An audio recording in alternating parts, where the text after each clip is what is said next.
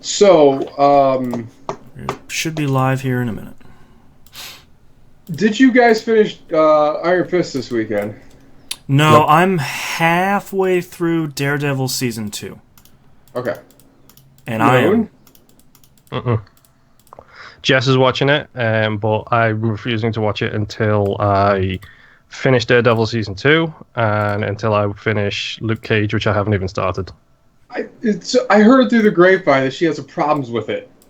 With Luke Cage. Jess. I saw her on Twitter not being happy about something, but I don't know. Well, she immediately dropped off of Luke Cage because in the very first episode there's a sex scene. Okay. It's a big pet peeve of Jess is if you spend 3 seasons building up a relationship between two people and then there's a sex scene, she's fucking fine with that. That's like a favorite thing on the planet. If it's hi I'm blank, sex scene. Jess doesn't like her TV characters fucking on the first date.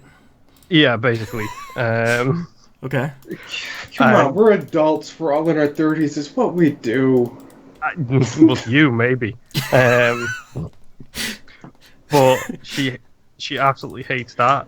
But watching Iron Fist, there's a line in it where the guy's talking about how he takes a vow of chastity, and literally she tweeted about that, and she was like, "I'm really enjoying Iron Fist." Blah blah blah. Hashtag Iron Virgin. And then the very next episode, he has sex. So that's her problem. Yes. Okay. Because so I watched the whole thing already. Okay. The very next episode, I've got he has nothing sex. but time. The show didn't do anything egregiously bad. Okay. It didn't do anything that was stellar or great, but there is just forewarn you, there's a drunken master in there that's really good. Yeah. Is really good. But no, I mean the show is fine. Yeah, nothing crazy. Not as bad as Daredevil season 2. No, what? What? Hold on. Okay. Okay, go ahead. You want to From the defend glim- Daredevil season 2? Go crazy. No, I want to defend the fucking Punisher. Okay. Did you finish season 2? No, I'm No. halfway through, and I am dragging myself by my nails through this season. It picks up. It picks up in the back half, It's- which is what we were talking about last week with the 6-episode preview thing. Right. Like, I'm definitely sticking with it the whole time, but like the thing that's driving me through the season is lawyers lawyering. Like I Yes, love it yes. when he's like, "Get a subpoena." I'm like, "Yeah, get us, fuck the DA, yeah, man, do it." And like they're in a trial, and I'm like, "Yeah, fucking yes, get him, go." right. But Like, everything so, else is not good. So that happens kind of. I think they kind of took the Daredevil formula a little bit and took it a little too literal to Iron Fist, because they figured the lawyering side of it, which was really interesting and done really well, that the corporate side of this would carry Boardroom through antics. right the boardroom bullshit. Right. Would I've carry, seen a lot of glass officers. Oh, it doesn't slow down anytime After soon. Google. But yeah, not really. But Cannot open up Twitch. What the hell? But yeah, so I mean, it does it fine, but that stuff just isn't as interesting. Like I would rather have the majority of the show being like young Danny Rand and Kun Lung trying to become an Iron Fist. Well, it's because More Foggy's not there. Because who? Foggy's not there. Yeah, Foggy's great in Daredevil season 2. Man. He is the unsung star of that show, in my opinion. Yeah, I was worried about him in season 1. Foggy's not there. But he quickly redeemed himself, and I'm like, all right, yeah, man, Foggy's good. All right. Yeah, once he found out what Matt Murdock was really doing was really good. Yeah. Oh, yeah, that's great. And I feel like I am on the wrong side of history yet again by enjoying the Elektra stuff and not enjoying the Punisher stuff. I feel like everybody else feels the opposite. I enjoyed both sides. I enjoyed it as a whole. Like I'm not going to form an opinion about a show until I watch the entire breadth of the show. And that's why I'm not really like beating the crap out of it right now, is because I'm halfway through. I can't say like, hey, I'm enjoying this stuff. Hey, I'm not enjoying this other stuff. But it's it's a bit of a slog. In the way that I felt like Daredevil season 1 and 2, I can't say like never was. I know a lot of people think Jessica Jones was kind of plodding or a slog, but like I was in 100% for that whole season. Oh yeah. No, that's a masterpiece of tension. Yes. The whole season, yeah. It's just cat and mouse the whole time, and it's so good. Yeah, I mean, it built tension the entire run of that series to the end. And a lot of that is due to how absolutely creepy David Tennant was in that. But, like, believably, like, he wasn't irredeemably creepy. Yeah, it's one of those things where, like, you see the video of him, though, I swear to God, I'm going to choke Donnie. When you see that video... I'm so tired of this group message shit. Oh, did you get one as well? Because my phone just went off and I wondered what it was. But yeah, when you see he hid the video for Tennant, like he shows the video of what happened to him, I actually felt sorry for him. I was like, you just made yourself a completely relatable villain, which is the best villain. Yeah. And when I say, like, he's not irredeemably creepy, is like, there is a... He's not like a mustache-twirling oil baron who's, like, just out to screw everybody over. Like, he really does care about Jessica in his own uniquely terrible way. And it's not just like, well, I gotta kill her, because I'm a villain. Well, Jessica Jones is the penultimate version of what he likes. Right. But yeah, no, I mean, Iron Fist was fine. Yeah, I'm excited to get there. I'm really excited to watch Luke Cage, because dude, not only does he look like Luke Cage down to a T, but I like that dude on screen. Yeah, he's a brick fucking shithouse as well. Like, just his presence is unbelievable. Yeah, the whole cast. Like, I mean, there's that Remy from House of Cards is in it, and he's fantastic as Cottonmouth. Yeah, I'm excited. I haven't seen any of the Cage yet.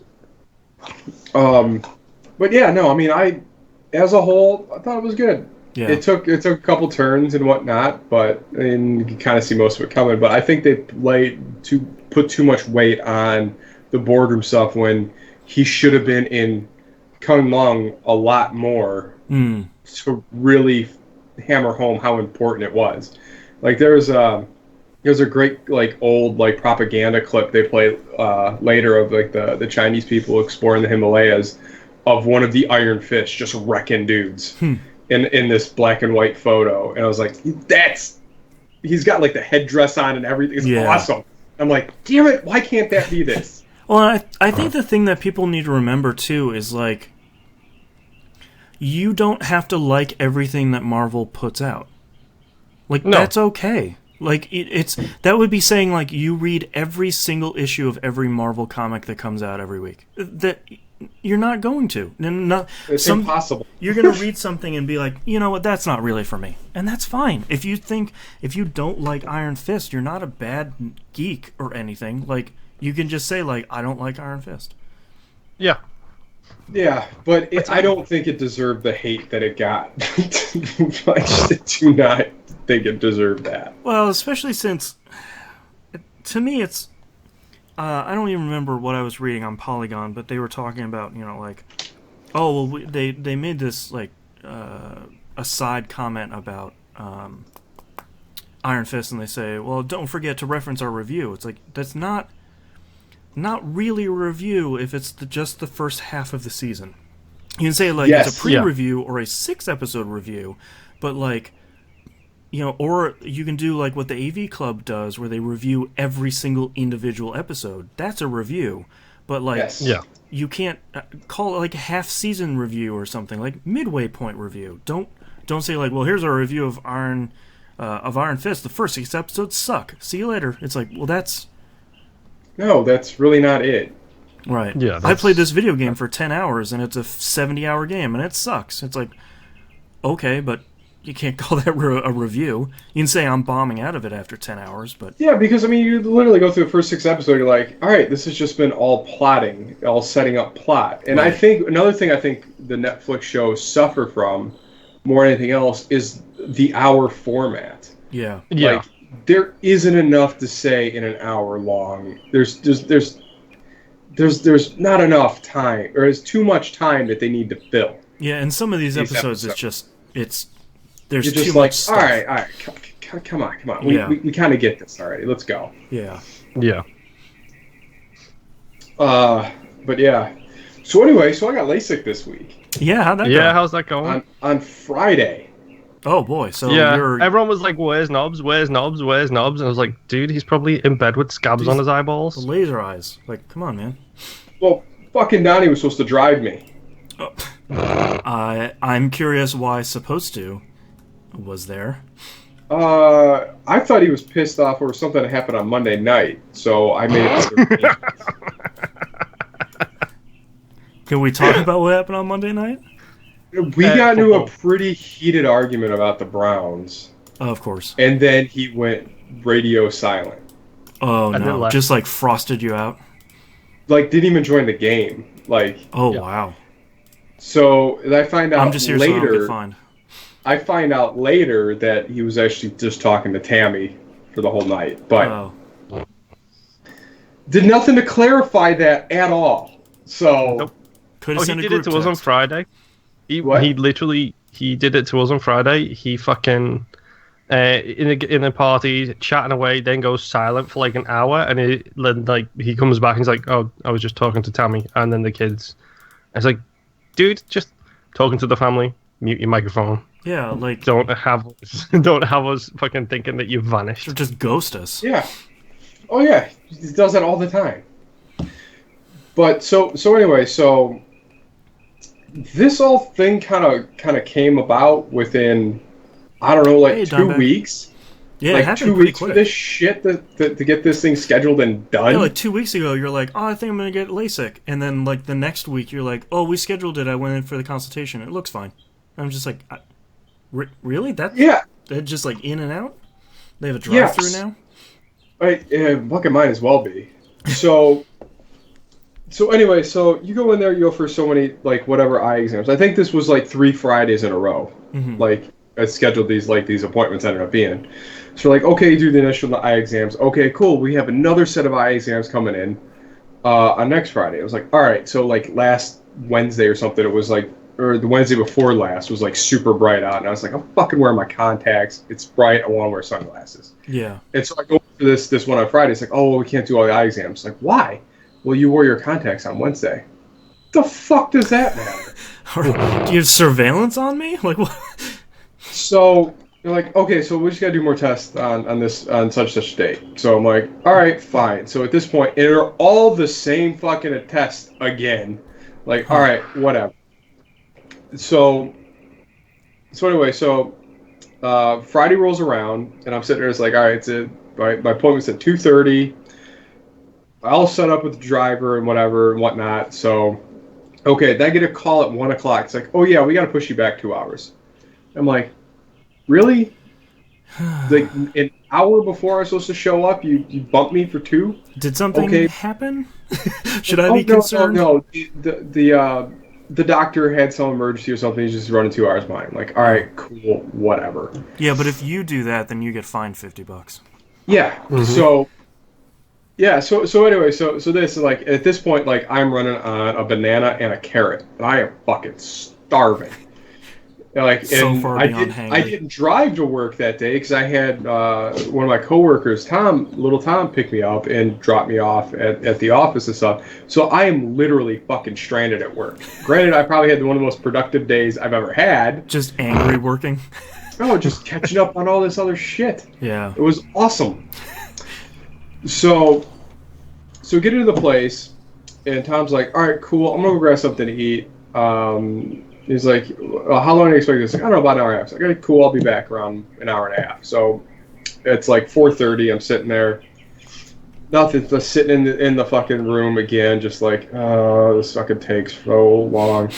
Like, okay, cool, go back, let's do some more eye tests. I'm like, all right, so do the vertigo test, the fucking scanny picture test, the eye exam again for the 3rd time. Like, the same 3 things I've done every time I've been there. And then they're like, okay, cool. And like, now what? Oh, you go back to the waiting room. I'm like, motherfucker. I was just out there. It's like, come on, we gotta do this again? Alright. So then they're like, okay, cool, it's time to go in this thing. Alright, here you go. Go into this other room. They take you in the back. It's like, oh wow, I haven't been in this room yet. Oh yeah, this is where you pay. I'm like, sure. And then the lady and stuff is fucking flirting with me. I'm like, I'm really not in the mood for this. Like, can you lock it down? I just want to. I'm hungry. I'm blind. I'm about to get lasers in my eyeballs. I am not. Like, I am hungry. Like, I just let's go get this over. Unless you have a cheeseburger, get out of my face. So, anyway, so then you go here. So then you go from this, and then you go into the pre-op waiting room, which is you're with 3 other people, and it is dead silent. Everyone's like, ha, ha, ha. And I'm like, I'm sitting here and like, and I'm just looking around like this, and they're like, I'm on the wall, and there's a picture here, and I touch the frame, and of course the fucking thing falls off the wall. Every time. So I just kind of like this, and I'm like, and it moved a little bit. I was like, huh, and then it goes, and I'm like, catching, I'm like, well, shit. So pop this up in the wall. Then I start asking the lady, like, random with it, like, so has anyone ever had like a freak out at this point? Yeah. And she's like, well, I don't think anyone's ever refused at this point. I mean, come on, if you're sitting in this room, you've already paid for it. What the fuck's the wait? What's the problem? That's a fair point. I'm like, you know what? It's fine. And then I start talking to this guy about his business or his little mechanic thing. Talking about how, like, it's like, you realize you're just losing so much money, man? Like, you just don't understand business. I could help you so much. So the guy goes in, and then you hear, like, wah, wah, wah, wah, coming from this other room. And I'm like, what the fuck was that? It's the Inception trailer music. And she's like, and I was like, what was that? Like, wait, was that the laser? She's like, yeah. I'm like, and at this point, I start thinking, I'm like, oh, wow. I play video games. This is fucking Dead Space 2 right here. Oh, no, that doesn't happen until later. So anyway, so the person sitting next to me, he goes in, he walks out, the goggles on. Next guy goes up, comes out, walks out with the goggles on. There was like 20 minutes in between. Like, you're in their room for like 20 minutes, and you're out, and it's done. Like, the actual procedure itself takes like 10 minutes. Well, that's not bad. It's a long fucking 10 minutes. So then it's my turn. Like, I got my hairnet on. I got my little booties. I'm going into the thing. They open the door, and I'm like, that is fucking terrifying. Could you not have shown me a picture?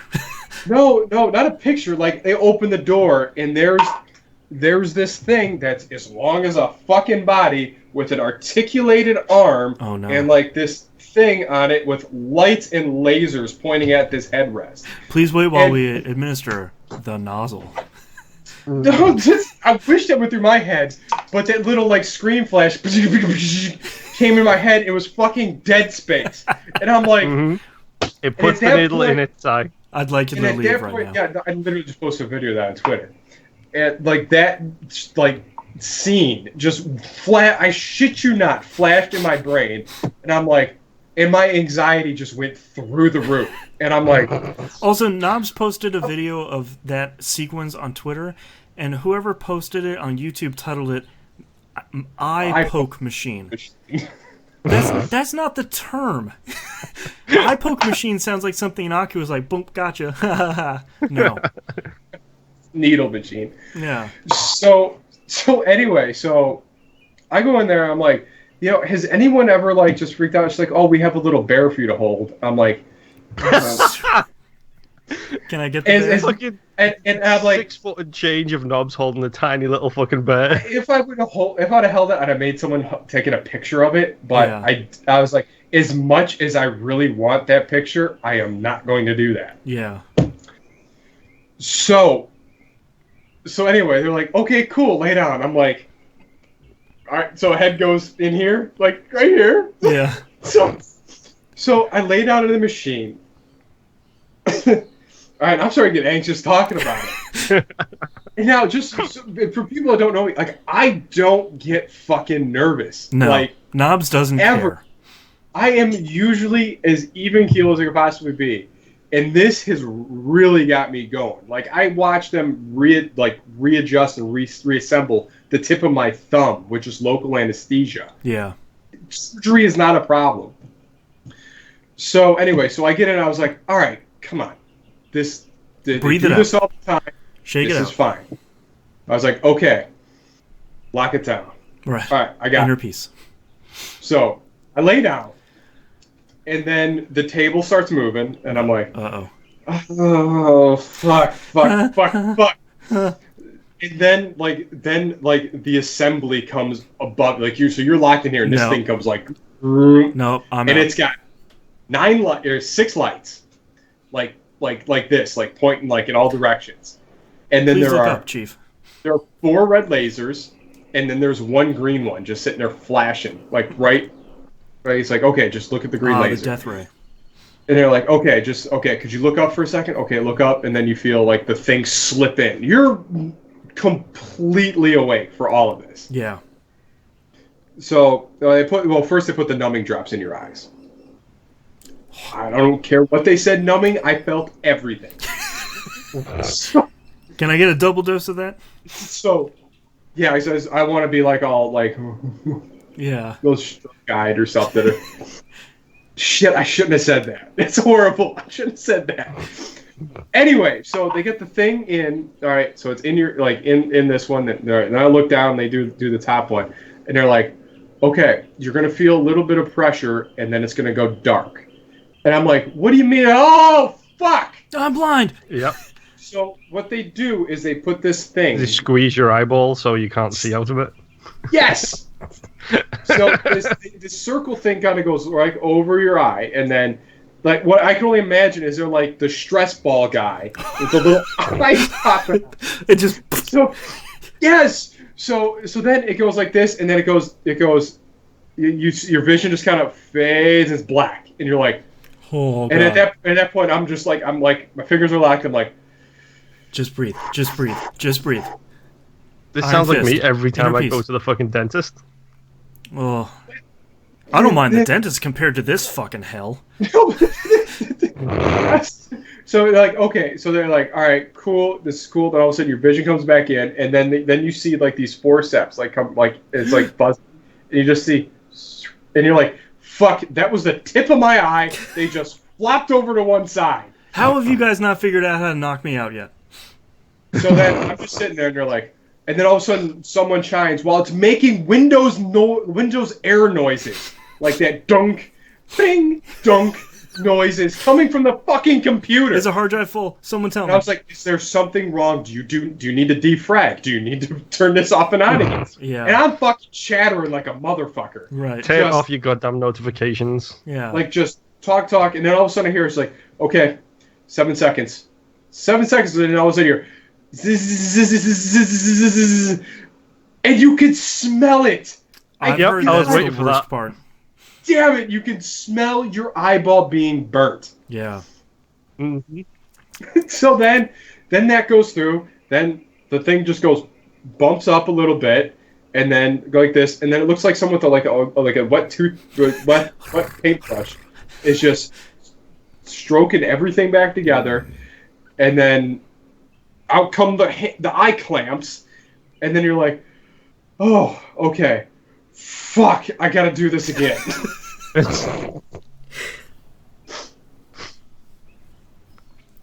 So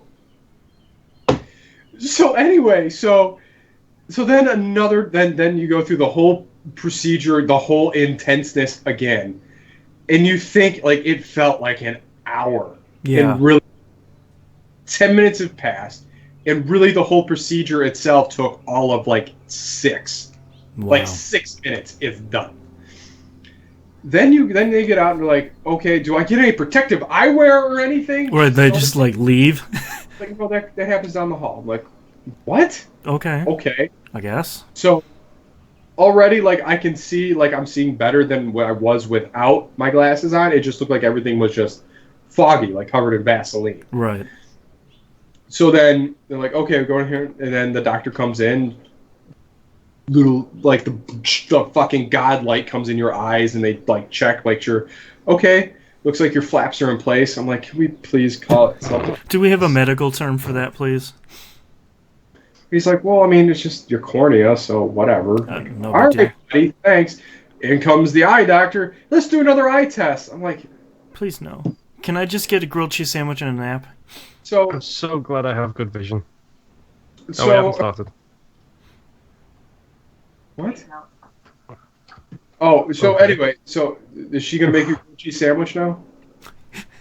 I heard No, grilled cheese sandwiches. it's funny that you're talking about eyes because Jess has an issue with her eye. You carry on. I'm going to leave you to finish your experience while I help my wife.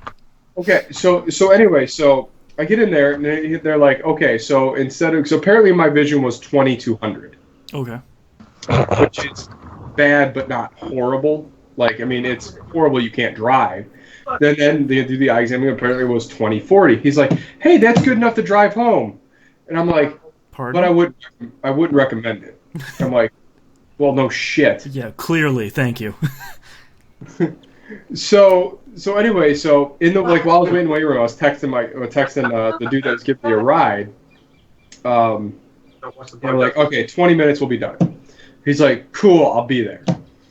So then we get out, and there I am, like, Hold on, I'm gonna moon here for a second if I can. mooning. I can't. Well, You should kick. yeah. You missed, you asshole. Okay. Yeah. Hold on, I'm gonna. All right, just you, Knobs. Okay. So anyway, so we did.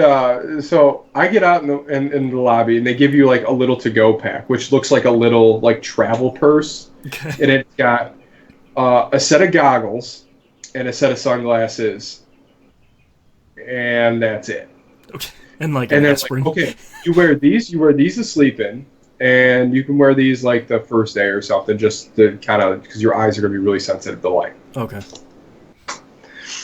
So like, all right, well, whatever. I just need to eat. So while I was in the waiting room, I pre-ordered a pizza for like 7:00 Sure. to go pick. And so I go out in the waiting room, and I'm like, I'm looking around. I was like, motherfucker didn't show up. It's out of Barnes and Noble, just reading a book. So now I'm sitting in the lobby, and I was like, hey, did anyone show up? He's like, oh yeah, he's waiting outside. Do you understand? I just got eye surgery that I might need help getting to the car. I didn't just pick up a sub. I need a little bit of help here. I was like, you know what? Fuck it. I'm gonna walk outside. So Yeah. I go outside and sit in the car. I was like, all right, I ordered some pizzas. We're gonna go pick them up. Yeah. So we're driving home, and I'm like looking around, like all this stuff, and like then the numbing drops are wearing off, and like I'm just like, oh, this is. I was like, no wonder they want you to sleep because man, I am just fucking beat. Really? So yeah, oh man, I was exhausted. I don't know if it was That's just so like weird. my nerves and everything, like Yeah. or whatever it was, but I was just wore out. Your I was flaps are hungry. tired. Yeah, my flaps were just cut. So I get all this shit done. I come home, I eat, watching episodes of Bob's Burgers because apparently it was a good idea to watch TV while my eyes were just like I could like just doing what just like as I couldn't handle like staring at the TV. Yeah. So we eat the pizza. Tom takes off, and I'm like, all right, cool. Get all ready for bed. Get my goggles on. Actually, I should grab the goggles because they are horrendous. So I get upstairs, and I have the TV on because I need something on to fall asleep, and I just feel like my eyes just feel like they're full of gravel. Oh Like, God. Like I just like I can't like I move my eyes around. I look, I just feel everything on the inside of my eyelids. and What have I done? I Jesus. can't fucking sleep, and they hurt. Oh God. Like my eyeballs hurt. I literally. All right, so the only spot I felt comfortable, so like I'm like my bed, like so I'm on the I'm kneeling on the floor with my forehead pressed against the bed like this. like with the blanket draped, and that's how I slept. Because I couldn't handle, like, I felt I was drowning in the. I gotta get these goggles. Hold on. So I didn't miss anything important then. No, just the continued horrors of. Before this, I always told myself I'm okay with wearing glasses. I don't look right without them. I don't want to do LASIK. I hate contacts. This is only really sealing the deal for me. Yeah. Sorry about that, by the way. My wife has been playing Mass Effect all morning, and she has strained her eyes in doing so. Oh. So she needed eye drops, but she's a big wuss when it comes to eye stuff. So they give you these, which have like a ski neoprene backing to them. Right. So apparently that's for comfort. What they don't tell you is that they're pressed to your face and they don't breathe. So as you're laying on your side, your tears are filling up like this. God. I felt like I was drowning. So like I'm like I can't do this. So then I put the sunglasses on, and then I fell asleep, literally like resting my forehead against my bed. Like, amazing. Oh my god. So then by the next morning, I got up and I was able to like sitting on my bed in the back. I turn on the TV and I go to the guy and I'm like, motherfucker, I can read it. Hey, I can see. This is unbelievable. Yeah. I could see perfectly fine. And so then they're like, go back to the eye doctor. So I got my glasses on and everything. So I'm going there to the doctor again. And they're like, oh, yeah, okay, so here it is. Like, hey, you see 20/20. They're like, awesome. That's it? Like, how bad was I seeing before? She's like, this. And it's like the giant letters, like the one that's got 3. I was like, really? It was that bad? She's like, well, that's what your test said. Wow. You did enough for them, so they should know.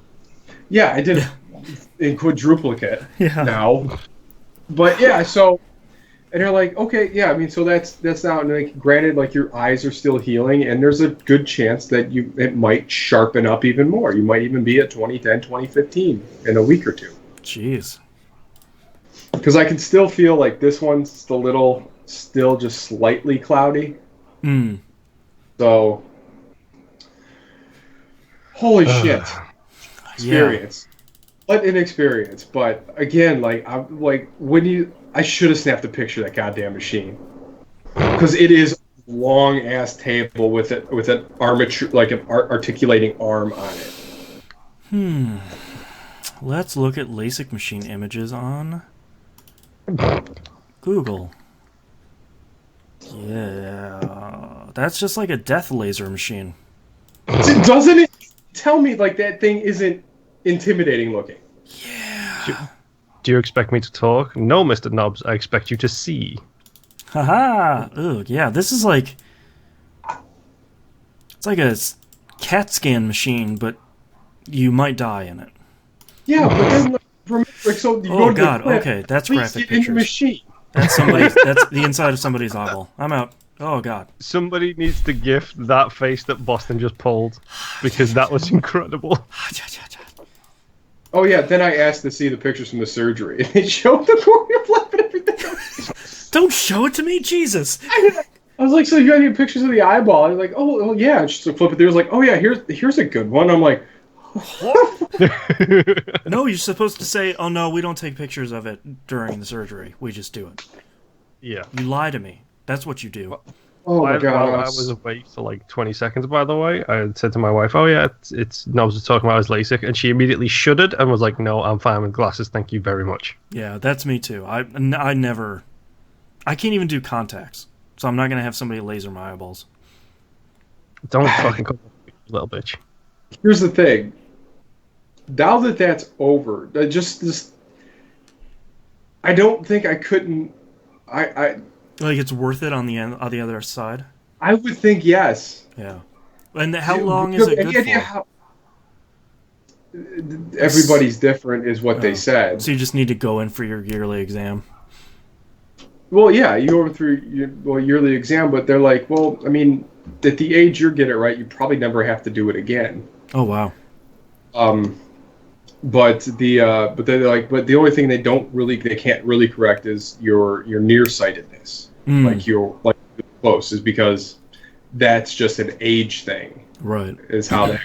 So they're like, well, sometime in your 40s, like that's only 4 years away. Yeah. Thank you for being kind to me, but.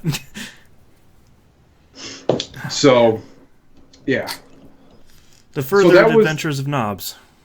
That was bananas, but like just reliving Dead Space was just like first person. I really wish like there was like a third person view of me, and then like that nightmare scenario comes up, and it's that machine like in that hallway, like right there, like. Oof. I was like, how? Right, I'm like, so I'm staring up at the ceiling, laying in this thing. It's like, how did you guys not put anything up there, like a blue sky or, a smiley face, an ocean front, something up there to imagine how you thought before you start poking my eyeballs. You're going for LASIK, you wouldn't be able to see it. Well, no, the machine's over top of you, but you are staring at the ceiling at some point. Was the point I was trying to make? Yeah. Like, I would have wrote, nah, nah, nah, nah, nah, nah. You think this is LASIK? Yeah, no mistakes since 0 days. Yeah, you put your name tag on upside down so the doctor could read it, because God forbid he's got to turn his head. Just put like a blood spatter up there. He'd be like, wait. No, like a red burn line, like a laser burn. Yes, a laser burn line.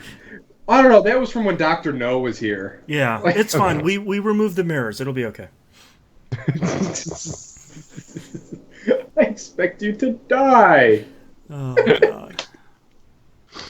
All right. Are you guys ready to kick this thing off? Oh, fuck. Yeah. That it's like 2:30. It did take a while for me to tell that story. I mean, it was a 6 minutes procedure, but it's a packed 6 minutes. 6 minutes of procedure and an hour-long story. Yeah. Mm-hmm. It's good value. Oh my gosh. Crazy. I can't believe I'm still getting amped about it, even just reliving that. Like, and I swear, like, I mean, people have seen me in some pretty fucked up situations where I did not lose my shit. I've never seen you stressed at any, even finals in college. And you're like, yeah, it'll be fine. I saw it on Monday. What? I saw it on Monday. What? When I'm talking about the Browns? Yeah.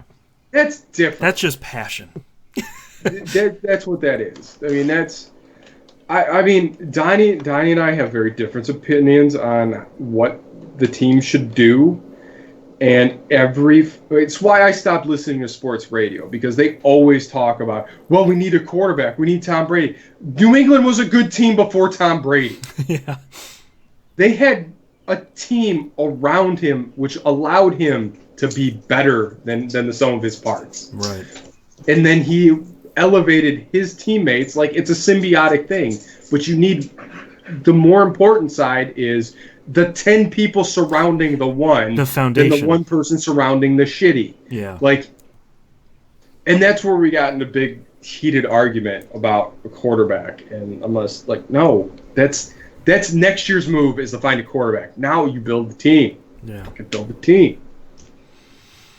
Ugh. Yeah, I'm ready, by the way. Browns. Tweet us your impressions at #BuildTheTeam. God, I love Browns. God damn it. I just want them to be a watchable football team. Mm-hmm.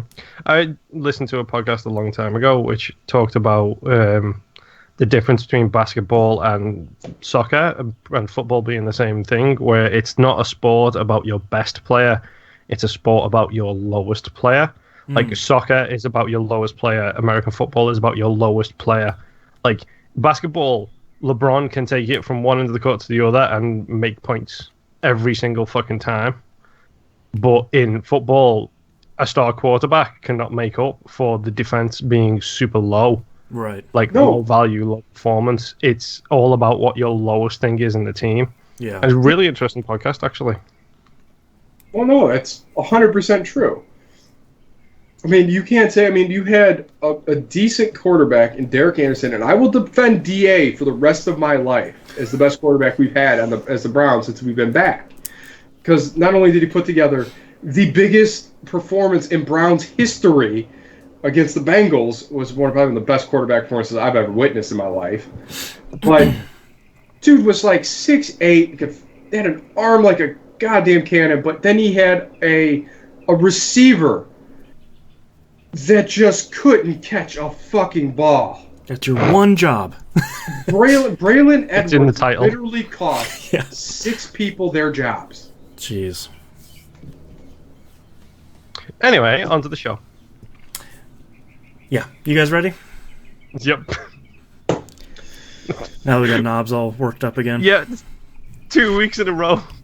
Good stuff. All right, starting in 3, 2, 1. Welcome back to another episode of That Video Game Podcast. I'm your host, Boston. Joining me, as always, is Knobs Oh, and Moonpier. Howdy. Real quick, since it's back, don't forget Game Club returning, number 39, Axiom Verge.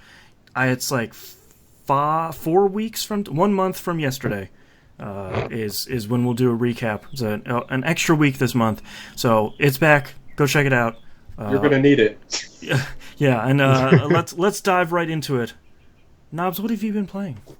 All right, so a whole bunch of Horde mode this week again. Monday night was another fun night. Did we hit 50 Monday night? I don't remember. Yeah, we did. Yeah, I think that seems to be the theme now. It's either 50 or bust.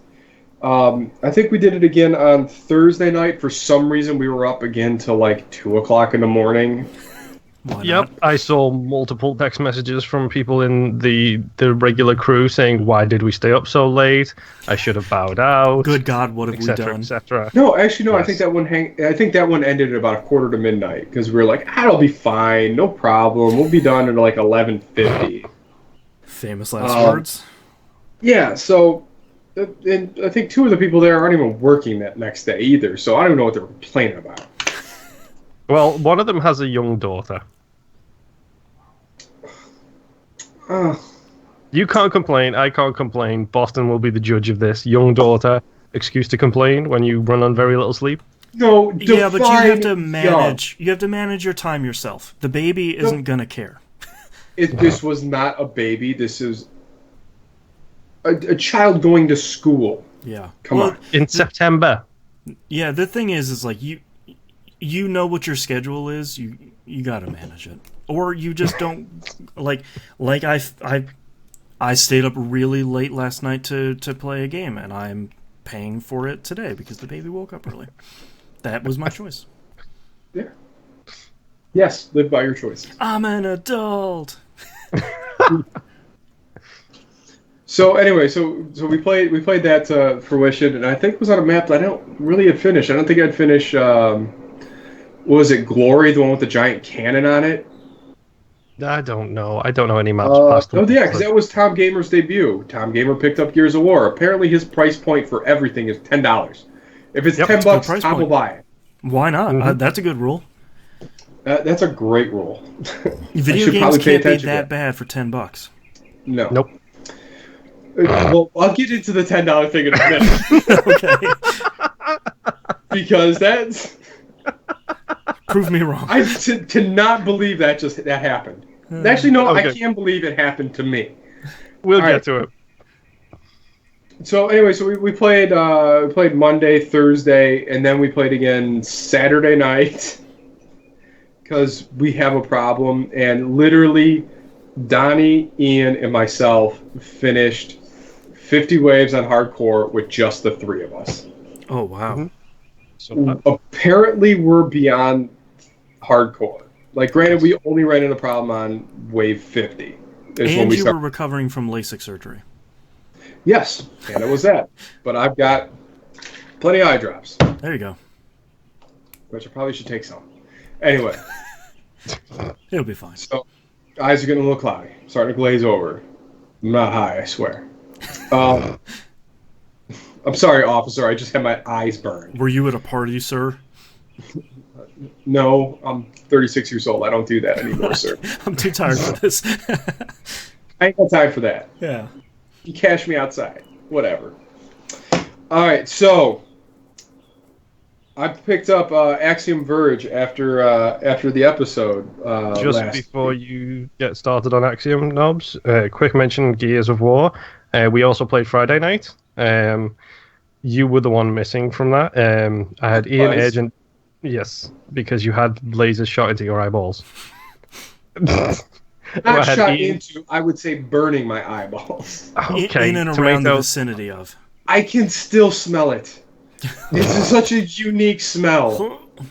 Like, Anywho. Well, yeah, we played Friday night. I'm renaming Friday Night Game Night to Friday Night Troll Night because it was literally just all of us trolling each other.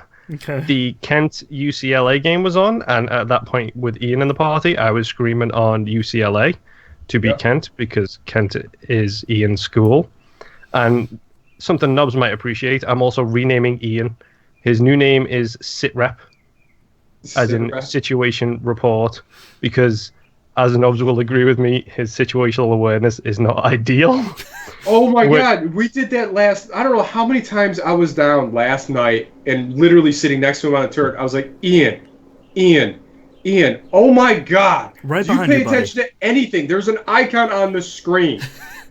A giant circle on the screen. Come on. I literally was down. I went all the way around the board, got over to the fabricator where he was standing, and then he runs away. And I'm like, oh my God.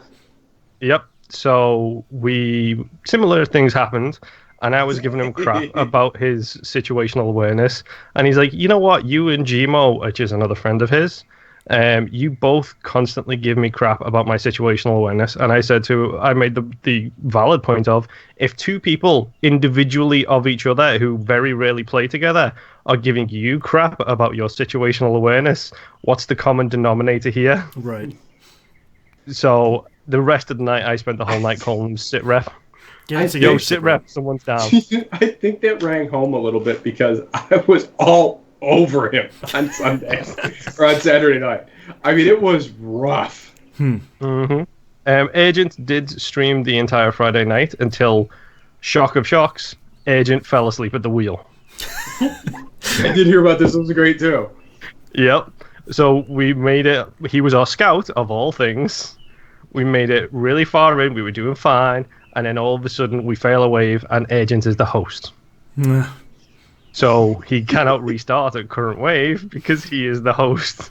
We are all sitting at a menu, staring at a screen, listening to him softly snore. We're shouting in the party for him to wake up, all kinds. And it's just like, I loaded up Twitch and I was like, well, he's still live. I'm looking at his menu screen right now. And then all of a sudden, Agent Fury went offline. Agent Fury left the party. Oh, God. I was like, come on. But yeah, I think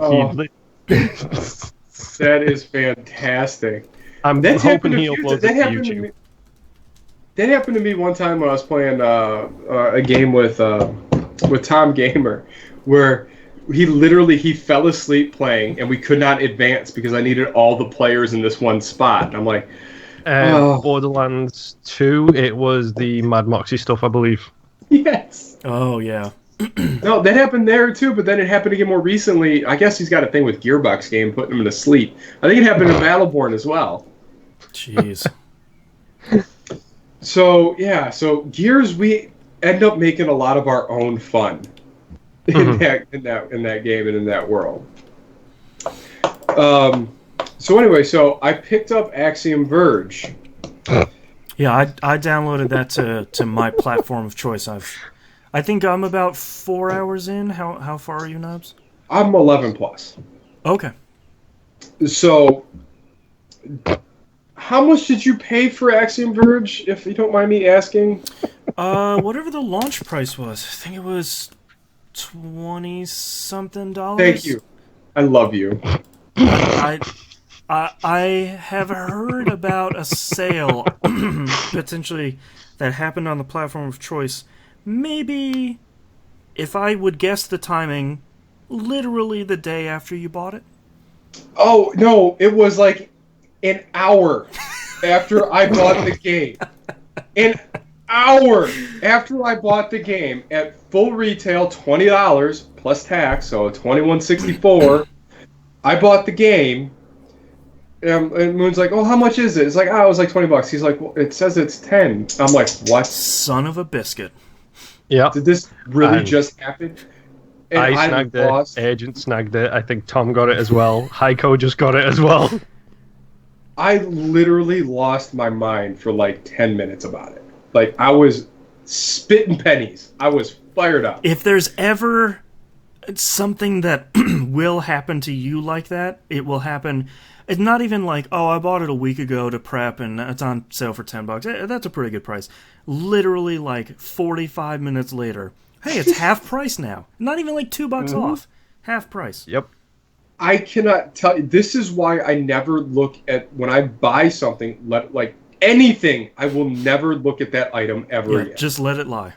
Ever. Yeah. Like, the furniture I bought, I will never look for that brand or that specific style of furniture ever again. Because you're always going to find it cheaper somewhere. The projector, never again. My TV, never. 2 weeks later, it was only $200. Up here, never again. Because it always happens. As soon as I hit checkout, apparently the universe doesn't want me to save any money. Yeah. Or I am just hands down the worst consumer of all time. No, you're just the last early adopter. As soon as you buy it, they're like, all right, the spreadsheet turned green. All right, now it's 50% off. Boom. It's like I'm the one that pushes the needle, so it's cheap for everybody else. Yep.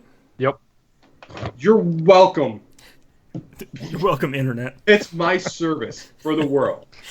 It's buying things at more expensive prices so you don't have to. So you're playing it on Xbox One, right, Nubs? I am. Moon, are you playing on Xbox One? Yes, I have it. I haven't started it yet. Okay, I have chosen. I figured, why not play it on Vita? That would have been my indication, but it didn't dawn on me at the time. Even though I probably had a Vita in my hand while I was downloading it. Probably. I figured the screen will look great. I've got the first run of the Vita. I can play it in bed after everybody's gone to bed. I can chill, throw the headphones in. It'll be great. Leaves a little bit to be desired in the loading times standpoint. Also, the lack of buttons standpoint. So we're going to talk a little bit about Axiom Verge. We're obviously not going to talk as deeply as we would in Game Club. And we're obviously not going to talk about that ending or anything. But gotta get there first. Yeah. One of the items you pick up fairly early is basically it unveils glitches in the environment. It's like this wave beam you shoot around and it makes that noise. You have to hold the front corner of the screen to use that. Oh, that dude. Sucks. So I figured... did you need to buy this on a different platform? Well, so I figured I have it on PS4 because it's cross-buy. Let me just fire it up in PS4. I bet it's cross-save. It's not. Okay, fine. Let me upload my save from my Vita and then download it on my PS4. I should be able to pick right up. No. Apparently the saves are incompatible. So I'm 4 hours into this thing now and not able to. I will just keep playing it on Vita. No. Dude, I'm telling you, restart it. Yeah, believe me, you will get to a point in that game where you need to use the scrambler. Yeah. A lot. Is that what the item is called? Yeah, whatever it is. Yeah. Yeah. Because you're going to need it to scramble enemies to make them platforms to jump on them. Oh, I've already been doing that. Well, there's a part where they don't move in quite a way you'd like them to. And there is a boss battle where you're really going to need it. Yeah. For cover. Yeah. Yeah, so, Vita is maybe not the best of choices. All right. Xbox One, I have no problem with it. Yeah. Like, it plays... So, let's talk about this game for a second. It is a Metroid game in every way. And it's what you remember Metroid being. Like, it's that good. I think the thing that makes me enjoy Axiom Verge is it's a Metroid game until it isn't in a lot of really little ways. Yes.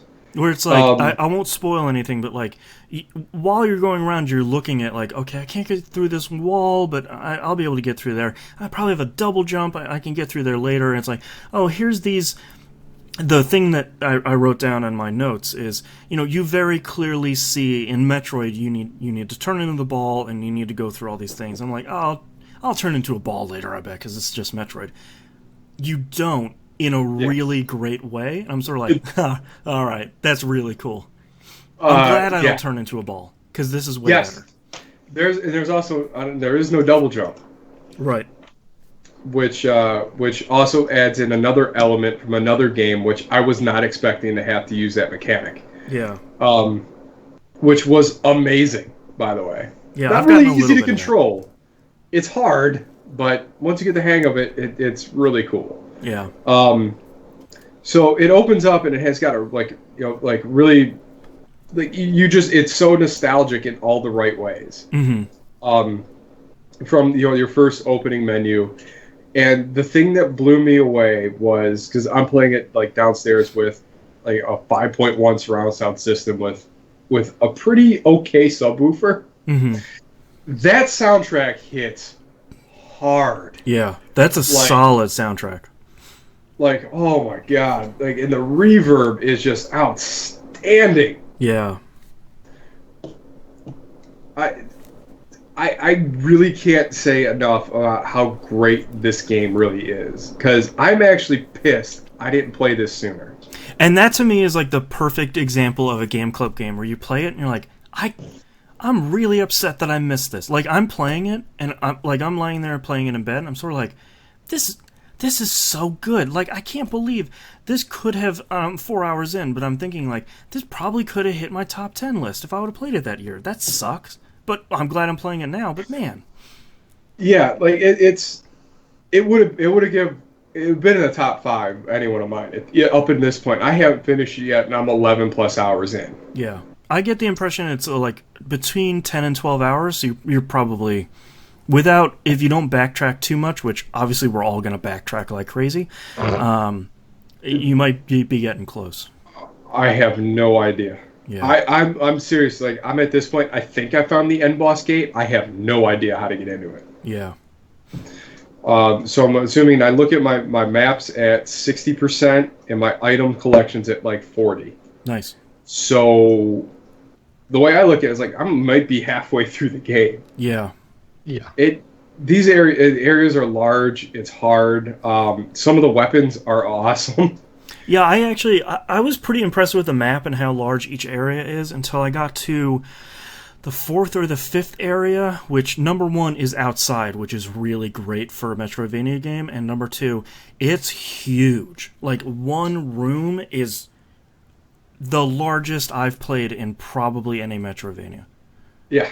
Yeah, it's definitely so bigger than that one castle area where you had to fly around as a bat. Yeah. Like, it's like probably 4 times the size of that. Yeah. And traversing it is another really difficult thing. Yep. You have to scramble those little snaily-looking guys to kill them. I don't know if you figured that one out. Snaily-looking guys. The ones that turn their backs so you can start spitting steam. Oh, the dust. Steam armadillos? Yeah. Yeah. I didn't find out I had to do that for a while until I accidentally held the right bumper to scramble. And I'm like, oh, can I shoot those now? Oh, awesome. Interesting. See, we're learning some tips here. Yeah, so there are some armored guys later you find in, and there's also another cool thing where you got to use a scrambler to this like spider-looking thing to get him to cinch up, and he's got a platform on top of him. Oh, cool! To jump a little higher to get up to the next area. Yeah, there was one. As soon as you get that, you can backtrack to one area where you go through, and there's basically looks like it's almost like mushroom sort of stuff that's growing in, and if you the one thing I really liked is you're basically scrambling platforms and you're scrambling enemies to kill them if you can't kill them.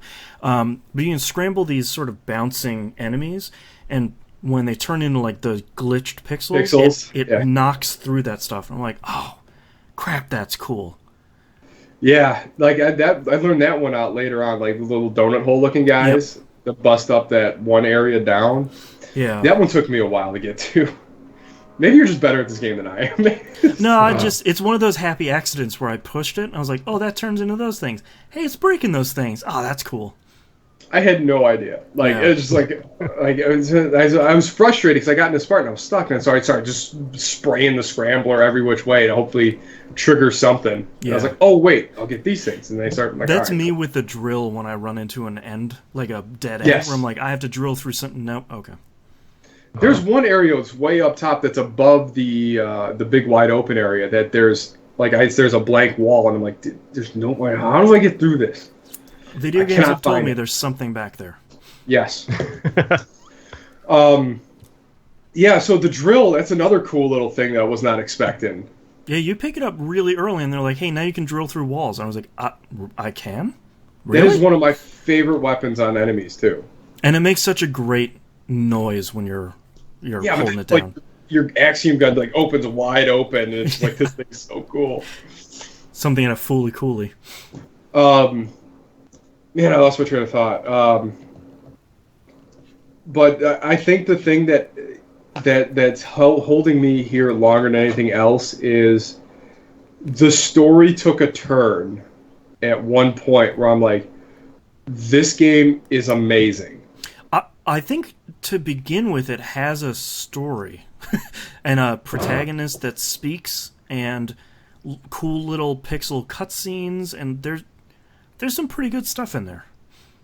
It does a really good job of, because you get some backstory on your actual protagonist, Trace, on him being a scientist and how he had this crazy theory that ended up discrediting him to the scientific community and stuff. And then you're kind of in this world now, and they're not really knowing how you got there or what this thing is.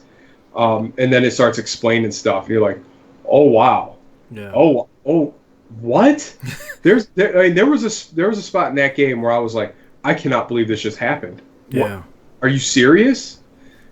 This is a 2D side-scrolling Metroidvania game, and it's like I am all in. Like this is like literally this is all I really wanted to play. I'm more excited to record Game Club here in a couple weeks, and also I'm excited to start it.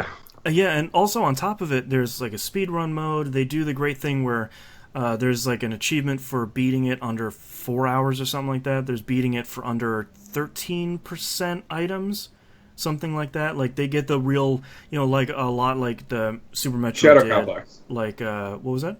Shadow Complex. Yes, Shadow Complex had those. If I had more time, I would really try and go do those because those would be pretty fun. But I want to focus on just getting through the game first. But here's the thing: like this game feels so much bigger than Shadow Complex. Oh, 100%. And Shadow Complex was great. Yeah. But I feel like there are times where I'm so spun around, I'm like, I don't know how to get from this point to the other point.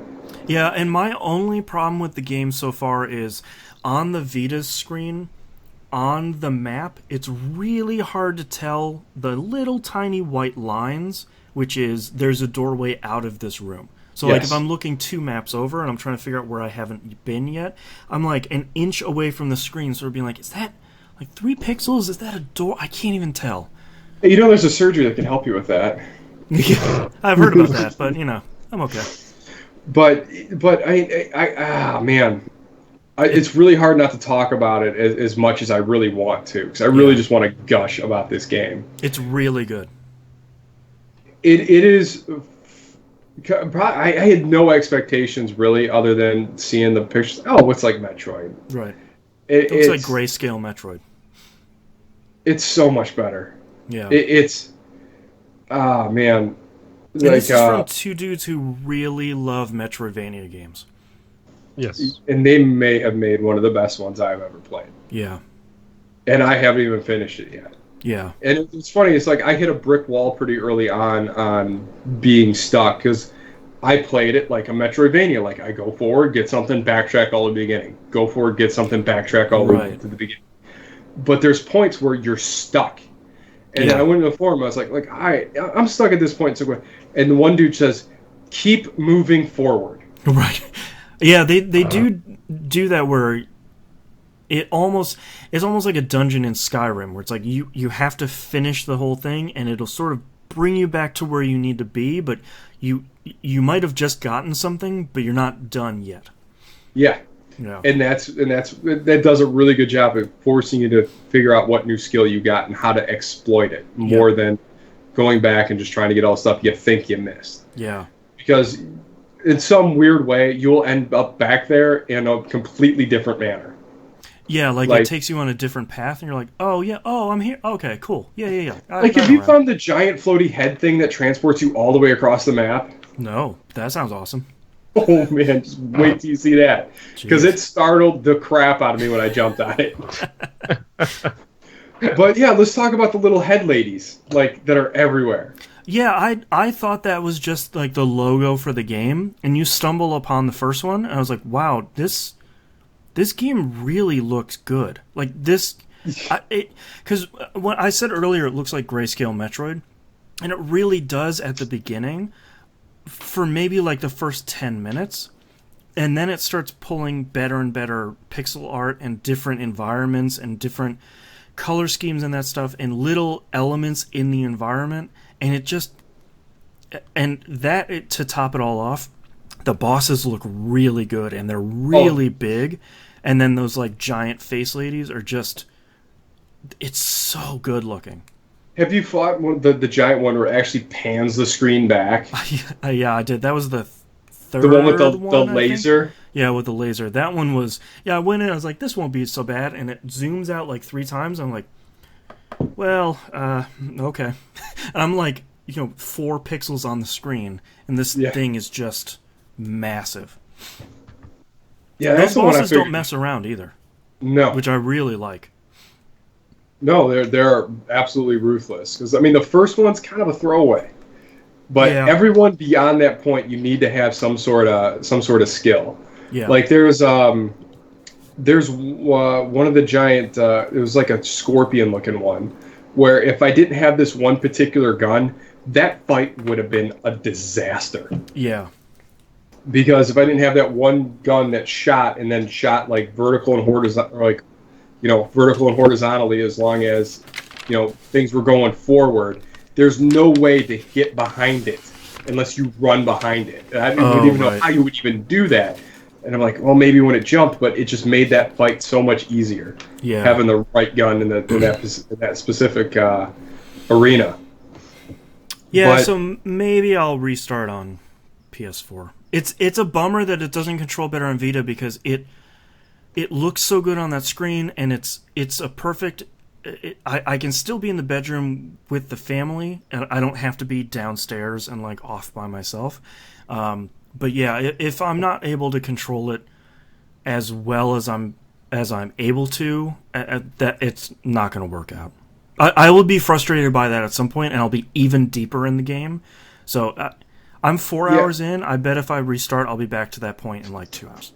Yes, I think you would be. Yeah. And I think you'll be much happier for it, because I always keep doing the thing where I keep using my right stick to look around or change my gun direction. Yeah. And I keep switching my gun. I'm like, yeah, that's an interesting thing this game does, where on the Vita, it's the left trigger that locks you in place, and then your left stick will let you turn 8 degrees basically and fire. Yeah. Which I thought that was kind of dumb until you really need to use it. Yeah, pretty quickly you're like, okay, yeah, all right, yeah, that makes sense, great.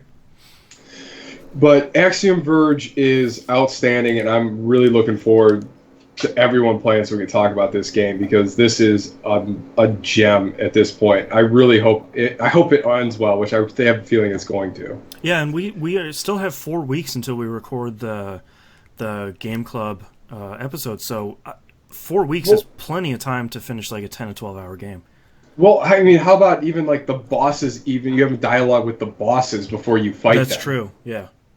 That is so cool. I don't know why, it's such a nice little touch. You walk in a room, then he yells and calls you a demon. Yeah. You're like, what? Well, and your character's confused. He's like, what are you talking about? Yeah, most of these games you run into a giant room, and then you're just fighting a dude. Yeah. Yeah. But I really love this game so far, and Yeah, I cannot wait to get through it. I probably should be taking notes, but I have you know just me. a little bit, but it's not a super long game, so. So far it seems to be. I've sunk more time That's into true. this. I mean, I got through Gears of 4 story mode in 6 hours. I'm Yeah. already 5 hours longer in this game. Yeah, that's true.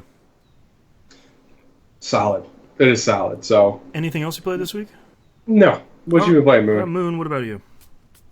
I mentioned it before, and I think me and you, Nobs, have kind of sung its praises a little bit, but I played so much Super Mega Baseball this week because It's a good game. I was just in the mood for a nice chilled out kind of thing, getting my timing back, getting used to the game again. That is so good. Like That game needs to be online. If that game was online, we would be playing that a lot more. Yeah. They have posted on their Xbox social page on the actual console.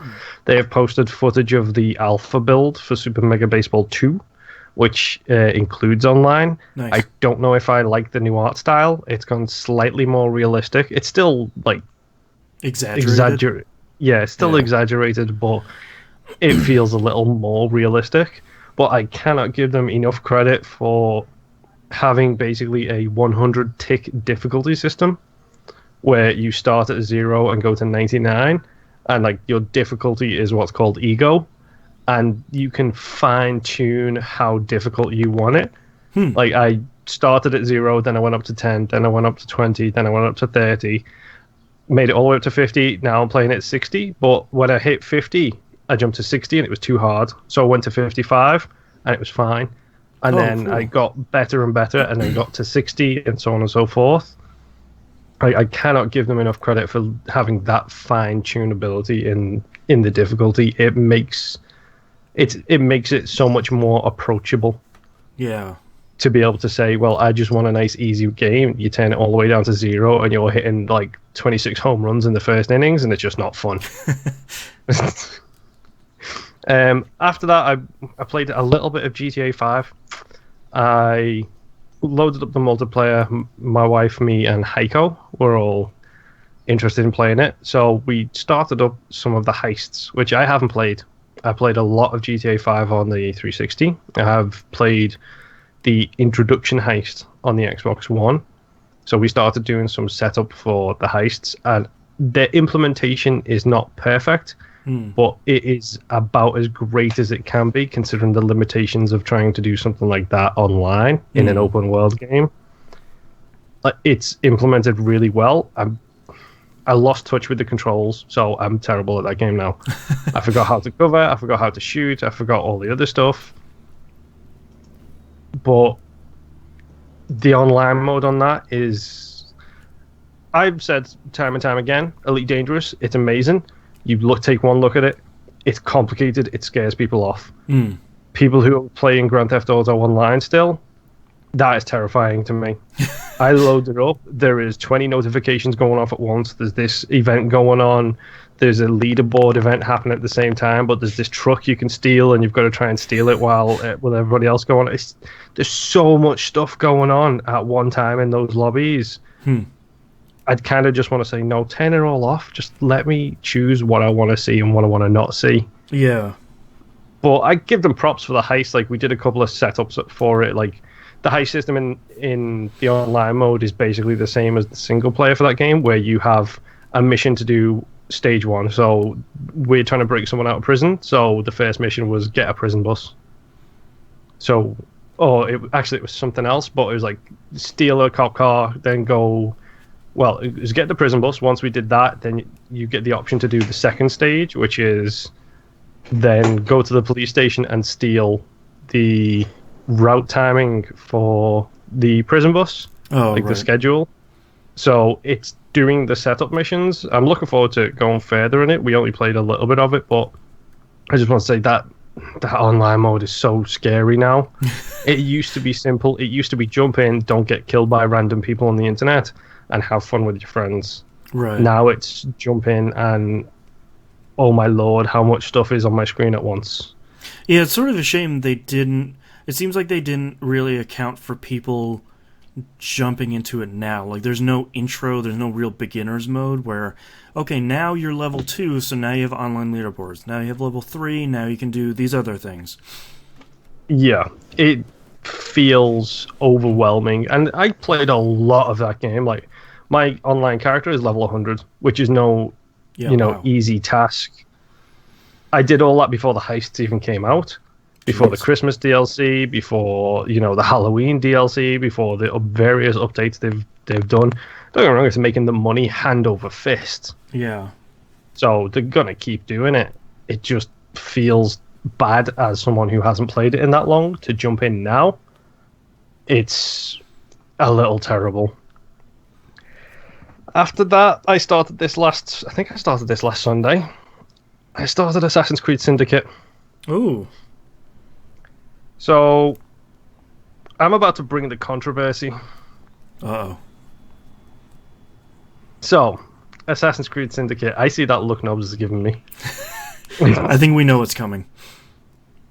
I started Syndicate. Let me just say off the bat, the gameplay mechanics of it are better. It is the best gameplay mechanics in an Assassin's Creed game in a long time. The fact that it's the Saints Row 4 guy who basically came in and said, no, you need to change it and make it more like Saints Row. Make it I'm playable. fine with that. Mm-hmm. Yeah. I really enjoy that. I love the level aspect to it. I love so much about that game. I hate so much about it at the same time. Yeah? How many hours for you? How many hours have you put into it? Probably about 10, maybe 12. Okay. Starting off, the first thing that I noticed, when you're using the cane sword, the animations feel too fast. Like, cane sword is brutal in a really weird way. That's a weird weapon. It really is. Like, don't get me wrong, like, I can appreciate how brutal the game is in general. Like, it's like, okay, those hits feel like they hurt, and those moves feel like they hurt. But the cane sword itself, there's something about it. When you're hitting someone with it, it feels like they're moving it faster than a human should be capable of moving it. She's an assassin. I didn't use that weapon for a whole lot, because it never really clicked with me. Well, it was that thing that kind of set me off down this train of the animations don't feel great. Like, in general, I'm still doing the Assassin's Creed thing of getting caught on corners. Like, yeah. I used the shooty grappling hook thing, got to the top of a roof, and then I was hanging on literally nothing. Like, I was hanging off the side of the building. Yeah. Yes. I was literally, like, hanging on nothing, holding air with my feet on air. Yeah. It's a little bit iffy in that aspect. There's some open world jank still. Yeah, that's fine. I mean, I'm fine overlooking a lot of that stuff. I love the twins. I love the fact that they're two different characters completely. One's the cocky, brash, gonna knock your block off kind of guy, and the other is the quiet, intelligent, let's do this all sneaky style. For the record, I play the girl. Yeah, I did for as long as I could. I'm surprised you liked the characters that early. I really didn't for a really long time. I don't know what it was. Like, it could be because I've known people like Jacob, and I tend to probably lean more towards Evie. Like, I'm very softly spoken in general. I'm quiet. I take my time over doing stuff. So Evie kind of spoke to me in that way. I don't like the setting. I really don't like the setting. I don't know what it is about it.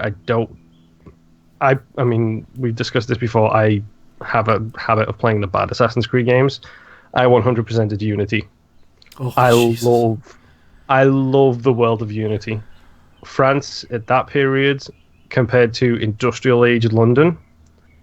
I hate industrial age London. I don't know if it's because it's grimy or because it's dirty, but that's never bothered me before. I played the crap out of Mad Max, and that's about as dirty as it gets. Yeah. But there's just, I don't know what it is. And I feel like if you look at Syndicate, it's not... You look at something like Black Flag. That did something really different to its world. I think you look at Syndicate, and it's another Assassin's Creed open world. You know, the same thing we've been getting since 1. It's in a different space. There's more pollution. It's grimier. There's cars now. You know, like, there's a lot of that. But yeah, I think when you look at it, it's probably not the best open world they've ever done. Thankfully, it's better than 1. Yeah. See, I thought that game didn't really open up to me until I hit that time rift in the middle of the Thames. Yeah. I still haven't That's done when that I because... see. That's when that game when I said, okay, I'm in for the rest of this ride. Yeah, the bad part about that rift is they don't. It just shows up at some point in your map. They don't address it. It's just sort of like, hey, what's this thing on your map? Like you just have to find it. Mm-hmm. So I mean, I might flip around on it and enjoy it a lot more, but I think it looks beautiful. Yeah. Unity looked better.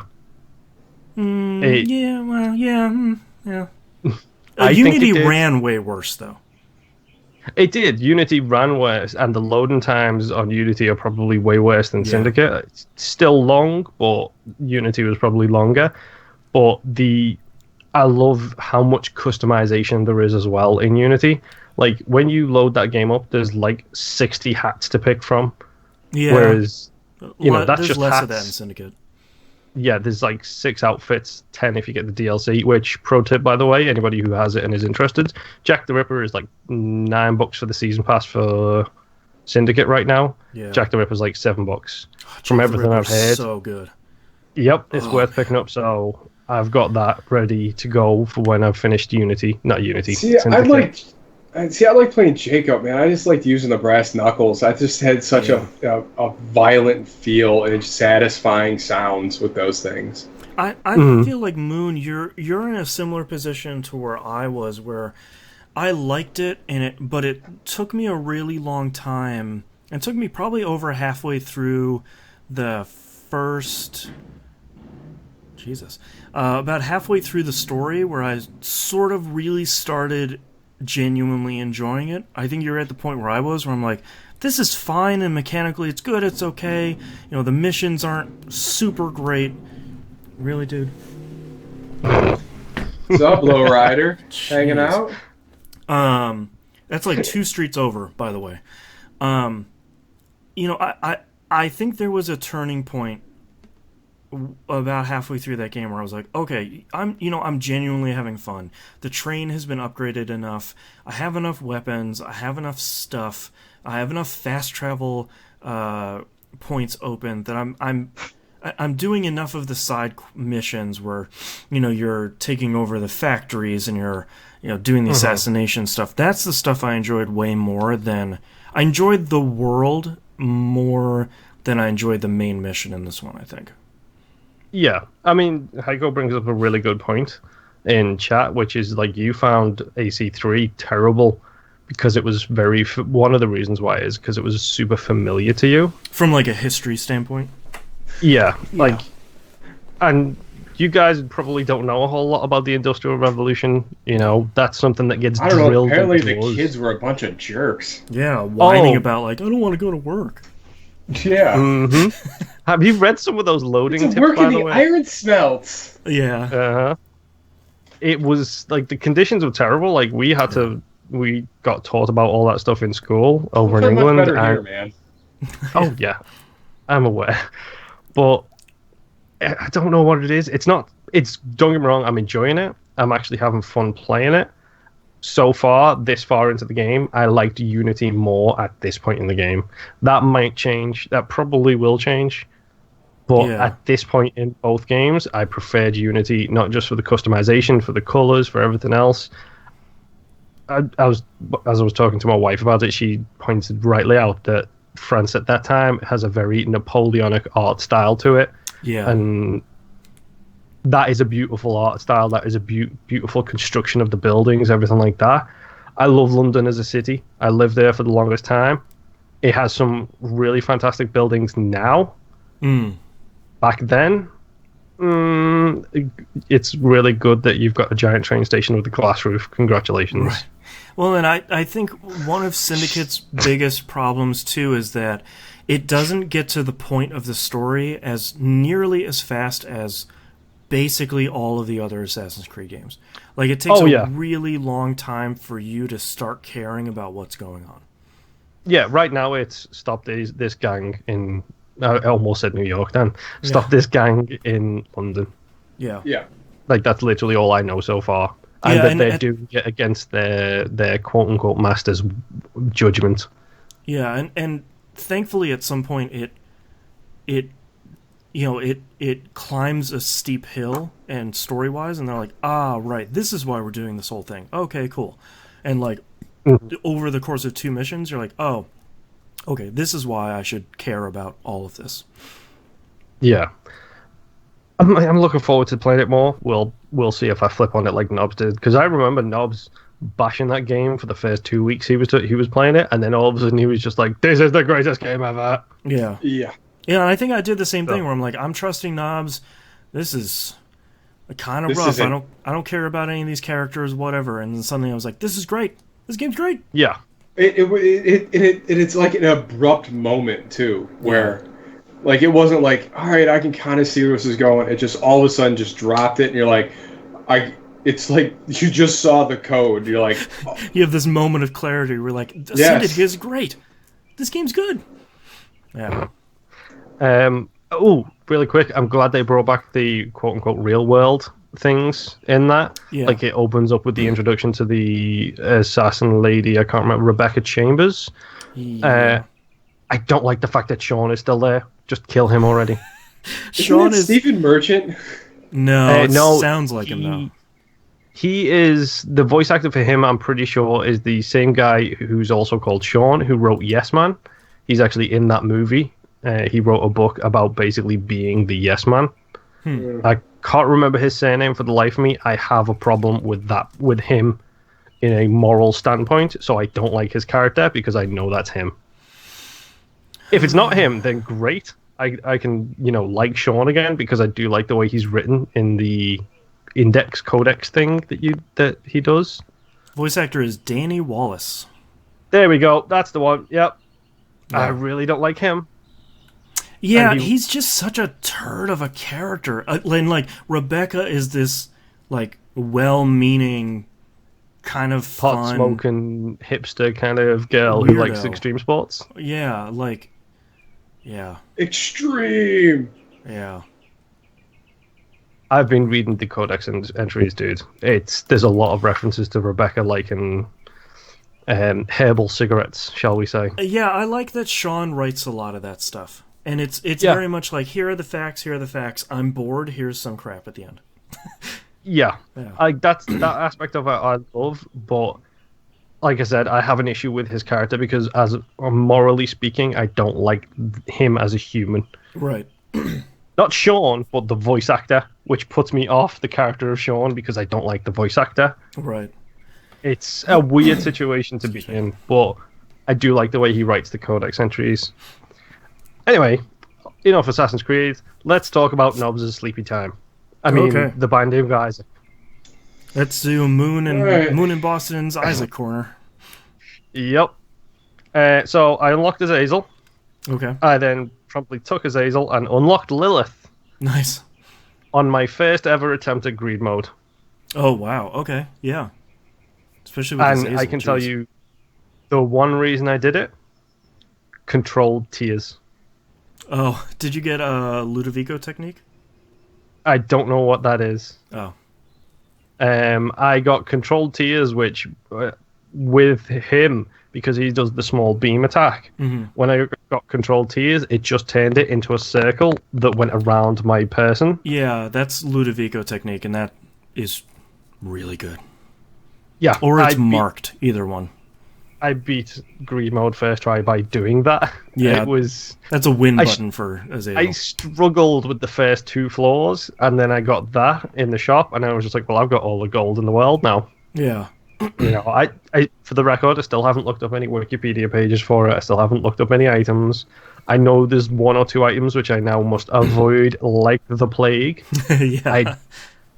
I don't like the cursed teardrops. I thought they were cool. Cursed teardrop. Cursed eye, you mean?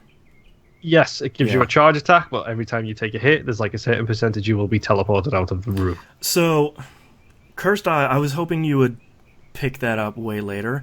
Cursed Eye is really devious because when you're uncharged and when you're fully charged, your eyes flash when you're fully charged, it's a 0% chance of teleporting.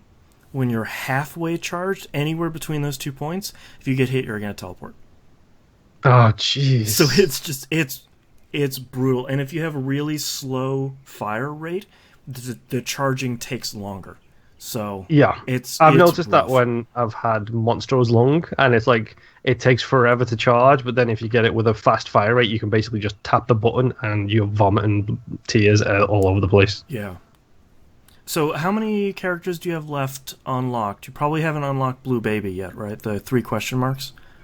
No, I Okay. have every single character that starts on the character screen is unlocked. Okay. So right now I'm missing a ton of secrets. Okay. So you got Blue Baby, you got Judas, you got Eden. I haven't got Blue Baby. Okay. I have Judas, I have Eden, Okay. I have Samson, I have Magdalene, I have Lilith. God, It's like, Maggie yeah, is terrible. Ugh. I beat Satan with her, so Yeah. Satan or... I'm not- never mind. I was just going to spoil something. Never mind. I didn't say anything. oh God, Cat, I'm gonna kill you. So, you sent me a text the other day saying you had been doing some of the challenges. Yes, I'm slowly working my way through it. Like I haven't unlocked. I was debating whether or not to write all them down, the ones that I've done, but I haven't. I didn't bother writing them down because I've only done like 5. Yeah. I've done. And the one I sent you was, I believe, it was on Twitter, wasn't it? It was Screw. What's it called? It's the stupid ring shot one where he does the shots around himself. Oh, yeah, I don't remember what that one's called. That one's nasty. It's not the nastiest, but it's up there. I think I might be trying to do the nastiest one now then, because that is solar system. You don't have the nastiest ones unlocked yet. The worst one, I will tell you in advance, is called Speed. Oh, I unlocked that by defeating Satan. Oh, nice. Yeah, well, good luck. That is a layer of hell, that challenge. Oh, great. Yeah. I'd sense some Geometry Wars problems coming up. Yeah. But, I mean, I've figured out a fair bit. I still don't know anything about Shining Rocks, or Gemmy Rocks, or whatever you call them. The tinted rocks? Yes. Yeah. I believe I've figured out what the sacrifice rooms do. Okay. You know the name already, so that's a plus. That's because you told me the name of them. Crap. I asked you what was the deal with the spiker rooms, and you said sacrifice rooms. So I Yeah. immediately started running into the spikes. I don't know if you have... I don't think you have everything unlocked for that room. I think you still have one more secret to unlock that'll make that room worthwhile. Okay, because I started fighting angels now. Yeah. I don't know what the keys do. Sounds so weird. I wrote to somebody on Twitter, Knobs, I think you'd really enjoy this game. I just don't think you'll ever try it. Yeah. It's I might try ridiculous. that out of spite now. There you go. It's so tense all the time, especially if you're having a good run. Like when I beat Greed Mode with Azazel, I did it with a half a heart left. Oh, jeez. Like one hit and I was done, and he had a quarter of his health and I was down to half a heart. And my one thing I was saying was, please no bombs, please no keys. Yeah. Because I figured out what his patterns were with his, like the things he drops. Didn't have the faintest that I should have been putting coins into that machine at the end. Oh, right, the greed donation machine. Yeah. You need to get to Yes. 1,000 coins, so yeah. Oh. You I need don't wanna to... play. How many coins do you have in your shop, by the way? Just under 100 right now, I You think. need to get to 1,000 for that, too. Oh my good lord. That one's way easier, because you'll have some good runs, but... The problem is it keeps on jamming on me. I'll Yeah. have a really good run and it's like jammed. It's like Yeah. stupid jamming coins thing. Like I could feel myself getting better. I think we discussed like one of the benefits to a game like this is you go further with less. Yeah. As you get used to the game, as you understand enemies, attack patterns, all that kind of You stuff. get used to the bosses. Yeah, you can do more with less good items.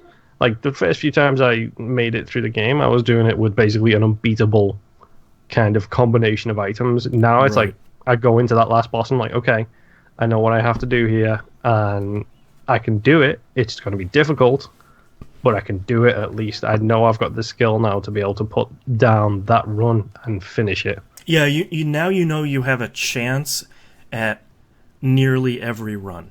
It might not. It might take you an hour, or it might be a really great run and it takes you 20 minutes. But you know now you have a fighting chance for every single run. Yeah, it makes me want to play it so much, kind of thing. Yeah, I'm sitting here thinking, like, before I started the podcast, I tried to do a run of the Solar System Challenge, which I just hate that challenge because you have to get close. Yeah. And that's the opposite of how I like to play. Yeah. I don't like to be up close and personal. So, it's... Yeah, everything. I'm excited because you have 3 characters left to unlock. So you're making some good progress here. Yeah, it's literally one of those games where I take a 10-minute break from doing chores or something. I'll just sit down and be like, oh, I'll do a quick run. And then an hour later, I'm like, okay, that run's finished. Yeah. You know, it doesn't take much time, and I didn't realize this, but you can save and quit and come back to your run at a later time, which is very helpful. Yeah. But that is all I've been playing. Nobs can wake up now. All right, I have been playing a lot of Yakuza 0. I think last week I left off on chapter 6 or 7, something like that. 7. Just started 7.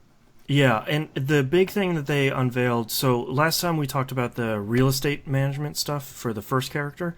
I got started with the what the second character does for that, and basically you run a cabaret club. That is, it's similar and it's really different, and it's nice that it's not just, well, the second character buys real estate in this other town that you're in. It's something that makes sense for the character and makes sense gameplay wise, and I'm really glad it's not just real estate in the other town, because that would get really boring doing the same thing for both characters. So it's nice to see that they have that variety. Once I started that, I said, all right, I forgot that Persona 5 is coming out on the 4th. I thought it was coming out on the 14th. So let's sort of, maybe let's buckle down and finish this thing. So I did last night. I'm done with Yakuza 0. Wow. I finished 10 chapters in the last couple days. Oh, wow. Yeah, if you go through the main story and just knock all that stuff out, it's really not super long, but that's not the most fun way to play it. The great thing is, Rio H on Twitter let me know that once you beat the game, it unlocks this thing called Premium Adventure Mode, and it's basically you load up your clear save file and just dumps you in the world, and you can do all the side quest stuff that you missed. It's all available at that point, and you can freely switch between both characters. So I was like, well, let me just bang out this story then. I'm strong enough to do all this, and I have enough unlocked. So I did that, and Yakuza 0 is really good. The ending was really long in a really great way. I'm obviously not going to spoil anything from the point that I was at. I really appreciate everything they did with the story. I appreciate every twist and turn. None of it felt dumb. None of it felt bad. It was dramatic, like melodramatic, in a way that I liked. I thought a lot about Sleeping Dogs when I was watching the ending of this game. They're not similar stories, but Sleeping Dogs did Chinese action movie storyline really well in that game, where these things happen. The ending was very much like like an action movie. It felt the same. Yakuza 0 does. It's almost like a samurai movie in the way that the storyline presents itself and how the two storylines get addressed throughout the entire game. And I really appreciate a game that's part of the series that wraps up every single loose thread during its ending. Like, there were no... I know that impressive. Yakuza 1 is the next game in the series, so they couldn't leave any unanswered questions because there's another game after this already. But I really appreciate that they resolved all that stuff. It's quite honestly, and I've spent the whole day thinking about this because I don't want to come in here and spout hyperbole. It's gonna be really hard for something to knock Yakuza 1 out of the Game of the Year spot. Flat out. Yakuza 1 or Yakuza 0? Yakuza 0, sorry. I love every single thing about this game, even the janky controls when you go inside a building aside. I think the story it told, I think every single boss battle, every single dungeon you go into was all really great, and it kept me interested and it kept me enwrapped the whole time during the final. I didn't play nearly this much time. The final counter was 80 hours, and I think I put almost 40 into it. And I finished with like 33% completion. Yakuza 0 is... I now understand why people love the Yakuza games. Like, this is the Sega that I fell in love with, and this is like their sleeper series. I literally had this game in my hand to buy the other day. You should probably buy it. I think you would really enjoy this game, and I think it's one of those RPGs you can get behind because it's not, lining up on the left side, lining up on the right side, and let's pick action. It's square, square, square, triangle, and that comes out with a really cool combo. And I'm gonna pick up a sign and jam it on somebody's head, or I'm gonna pick up a barrel and I'm gonna beat the crap out of a dude with it, and then slam his head into a car a bunch of times and then throw him away. Like, it's like, I was interested in that game. Like, I've always been interested in the Yakuza games, but they were notoriously difficult to get hold of. Yeah.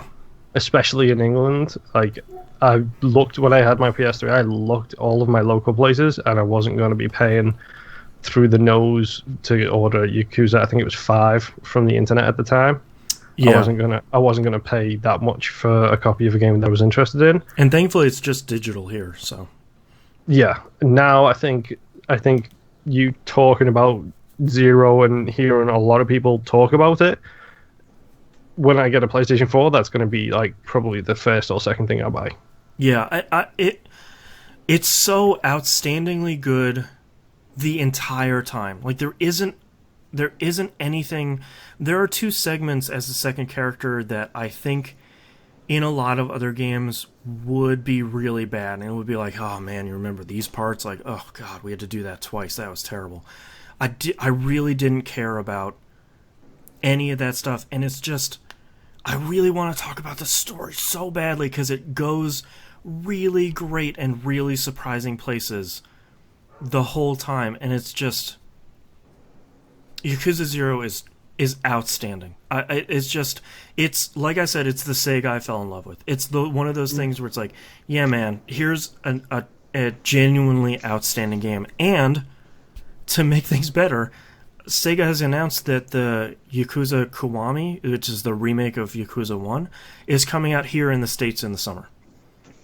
That's good news. And then Yakuza 6 is coming to the States early 2018. So, like... I'm perfectly fine with them doing this and releasing these things, especially considering the reception Zero's got. Yeah. Don't pull a Capcom and Marvel versus Capcom this, or Street Fighter 4 this, and flood the market with 17 versions of the same game, or 17 games in a year. Yeah, and I don't think Sega has the money to do that. So. Well, yeah, and I think the production time for all these Yakuza games, they've been so delayed in the West that it's sort of 2017 is a bumper crop of Yakuza games, and then it's probably going to be dry for like 7 more years. We'll get the next one on PS5 or something. Yeah. But I cannot recommend Yakuza 0 enough. It's so good. Dimebag315 in chat says, will you ever replay it? I unlocked the hardest difficulty going through. I don't know if I'll ever play the story again, just because of the time investment, but I am going through and I'm trying to get as much side stuff as I can in the open world now that it's just kind of open, going through that stuff and trying to complete a bunch of that stuff, up until the point where Persona 5 comes out. So it's good enough that I just hopped right into the open world right away, and it's like, all right, let's keep this train rolling. Let's keep doing this. So yeah, go get Yakuza 0. It's really great. And I think it's really a shame that it just came out at the wrong time this year, and so many people just don't have the time to finish it, like we've said, because of so many other really incredible games that are coming out in 2017 already, and it's just the middle of March. Yeah. So Sega could probably do really well by putting it on sale for a good price in like 2 months. And I'm sure a lot of people would pick it up right then, probably after Knobs buys it. And then, in the summer drought, kind of... I'll put that here to the test. Yeah, put it on your calendar for like June 1st, and then buy it, and then like 2 days later it'll be $20. But yeah, I really wish I could talk about Yakuza 0 more, but I really don't want to spoil any of it. I do have to take umbrage with IGN's walkthrough of Yakuza 0, because one of the later chapters, Yakuza occasionally starts doing this. Dimebag says, you don't sound too excited for Persona 5. Just kidding. I am excited for Persona 5 in the way that I need to not think about it, because then it makes it feel like it's coming out later. And it will just show up on my doorstop, and I will be happy about that. But you get that bubbly sensation in your chest. Yeah, where I'm like, oh, it's coming soon. It's supposed to come in 2014, but yeah, I remember. You've been patient. Yes. The walkthrough, Yakuza does this thing every once in a while where it's like, okay, you need to either spend a little bit of time in town doing stuff and we'll call you when you're ready, or go find this character, we don't know where they are. And you can kind of suss out where you might think that character might be. It was late, and the game is like, I don't know where this person went. You're going to have to go find them. So I looked up a walkthrough, and it said, oh, by the way, this is where that person is, and in the same paragraph, here's the next story beat. I was just like, dude, I'm almost done with this game. Like, you can't... That's not what a walkthrough is for. You don't get to say, like, here's where this character is, and by the way, X, Y, and Z has happened. It's just like, no, come on, man. Like, that's not... I just need to know where to go so I can get this next story beat. That's terrible. Well, I think, if my memory serves right, I think IGN have got 1 or 2 staff members doing the IGN Wikipedia stuff, and they're dependent on community input for that as well. So they need like to moderate that stuff. Over. Yeah, or it's just like some random guy or gal just writing that page. Yeah. Yeah.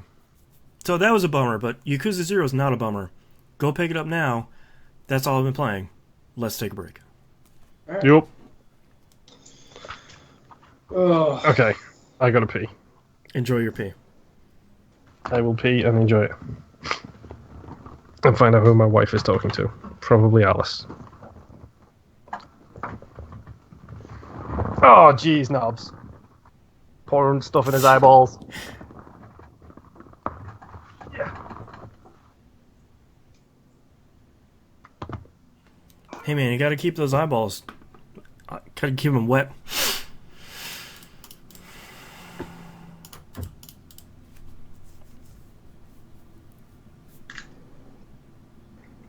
Oh, hi. What's up? So have you looked at the show notes yet? I have. The Zero Escape, it's pronounced nonary. Notary. Yeah. It's a really great thing they use that term in those games, but, it's a weird word. Sacred Herb wants to know if we're going to get Mass Effect. We will talk about that in, 5 minutes. It's the very first release up, so we'll get there. Come on. Really? Do we really need to answer that? I think there's a lot of questions right now after all the coverage of Mass Effect so far. Well, I'm still media dark on it. Probably a good call. Actually, I'm gonna fill my water back up. I'll be right back. Alright. Yeah, Dimebag, I really wish I had enough time to play Neo. I think that's a game that is in my wheelhouse, but I think it's just landing at a wrong time. I think it's in my GameFly queue. Let's look. Let's see if there's anything new for me to add to my queue. We'll wait to see what Prey turns out to be. Persona 5, Halo Wars 2, Mass Effect Andromeda. Okay. Don't really care about much of that. Neo is in my queue. It says it's available now, so... whatever. Liars. Squeaky. I'm kidding. Squeaky. Stupid chat. Hi. Hello. So yeah, I hate you for Binding of Isaac, just so you know. Yeah, it's a good hate, though. This is one of those things where it's like, man, I can't stop playing this. Ooh, that run was so good. Yeah. I had a good run. Let's do a challenge. Son of a bitch. Fuck this game. One more go. Yeah, that's really... you're probably at the point, too, where pretty shortly you'll be able to start doing the daily runs, too. I really wish... I might want to unlock the rest of the characters first, but... unlocking that last secret character is going to take a long time. That's the one where you donate 1,000. Yeah. In the greed mode. I like that mode. I think it's hard to describe, but Binding of Isaac does such a good job being breakable. Yes. Like, it's very rare you get a game where it's balanced so well that when you break it, it kind of encourages it. Yeah. I mean, a lot of it's down to luck, a lot of it's down to random stuff, but breaking it feels so great. Like, when I got that Charged Tears one on the Azazel Greed one, I was like, is this what I think it is? It is. Yeah. That's fantastic. Yeah, I'm oh curious, my lord. What did the item look like when you picked it up? Did it look like an eyeball with wires coming out of it, or did it look like a like a target? It might have been a target, but I'm not 100% sure, to be honest. All I know is, like, I got a bunch of ranged increase and stuff, which you need with Azazel, and then I picked up something that was just like, controlled tears, and I was like, what's that do? And then all of a sudden I'm surrounded by a big red circle. Let me look up. I think I know. I think that was Ludovico technique. Yeah, I'm doing my best to not look up anything. There's certain times I've gotten items, and I can't remember what they look like. Yeah, that was Ludovico technique. It's the description on that is controlled tears.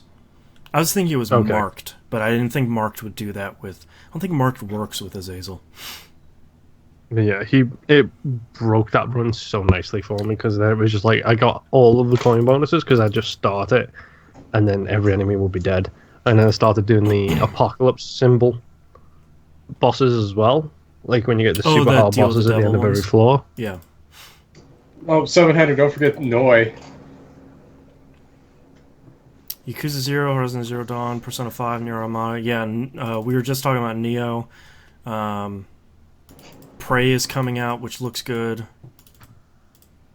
Is Prey PlayStation only? No, that's coming to all three, if I remember. Yeah, it is. It's Bethesda joint. Then I gotta go single platform. Coming to VR later, probably. Mm-hmm. Alright, I am ready to knock this out whenever you guys are. Yep. Alright. Keep this ball rolling. All right. Okay. Blink those flaps. Squish, squish, squish. Oh, don't. It's like a Ren and Stimpy episode. Squish. It is. Yeah. Squish. Called Potter Toast Man to the rescue. Man. Oh, by the way, Danbag, I'm not growing out my hair. I'm just too lazy to actually go and get it cut right now. That's fair. I hate getting my hair cut. Me Man, too. if only the Floby had worked. Damn. Don't know what that is. It's okay. It's a piece of 80s Americana that should be forgotten. Oh, okay. Right up there with the suck cut. Suck cut. It certainly does suck. Heyo. Ba-da-ba-ba-da-bop. So I'm assuming that was your version of the Beatles haircut. No, the Floby was a hair cutting attachment that you put on your vacuum. Yep. And it basically would suck up your hair and cut it to like a uniform length all over. Oh, The bad part is it hooked up to your vacuum, so it wasn't the most reliable. And it also didn't give you a really great haircut unless you wanted the same length all over, which is kind of here-ish. Yeah. I don't know. I actually have enough to do that. One of those little, tight little ponytails now. Like, you do that little. Oh, yeah. Hey. You gotta I do can the, do that, the dude. Spanish soccer player. you gotta do the man bun. What'd you say? My, You gotta do the man bun. Just get that little right on top. yeah, my Do the top brother-in-law knot? does that. Yeah, Yeah, my don't do brother-in-law does it. Oh. He's 14. I'm not gonna, you know. Well, yeah, we all made a lot of His mistakes hair when we was were 14. short last time I saw him. It's really long now. What is he eating? He is I growing forget, like actually, a weed. that was my last haircut. Was before I went to that your wedding. I thought you were gonna say it was when you were 14. I might have some vitamin deficiencies as long as my hair. It just is- grows really slowly. I don't have any nails either. It's very weird. I just know it's really thick. Just one There's a lot thick of hair. It's just one hair. I just boop. Yeah. All right, let's knock the rest of this out. All right. All right. Fuck it. I guess I'm stuck here. All right. This is where I die. All right. Ready in 3, 2, 1. Welcome back, everybody. We got releases this week for March 20th, 2017. Mass Effect Andromeda. Why did I say that weird? Why? What? Yeah, I'm not wrong. That came out weird, It right? came out a little weird, yeah.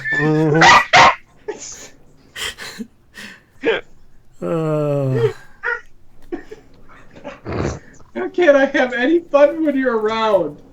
Why? I want to laugh too. For the PC, PlayStation 4, and Xbox One. A lot of people on nearly every way they can contact us have been asking.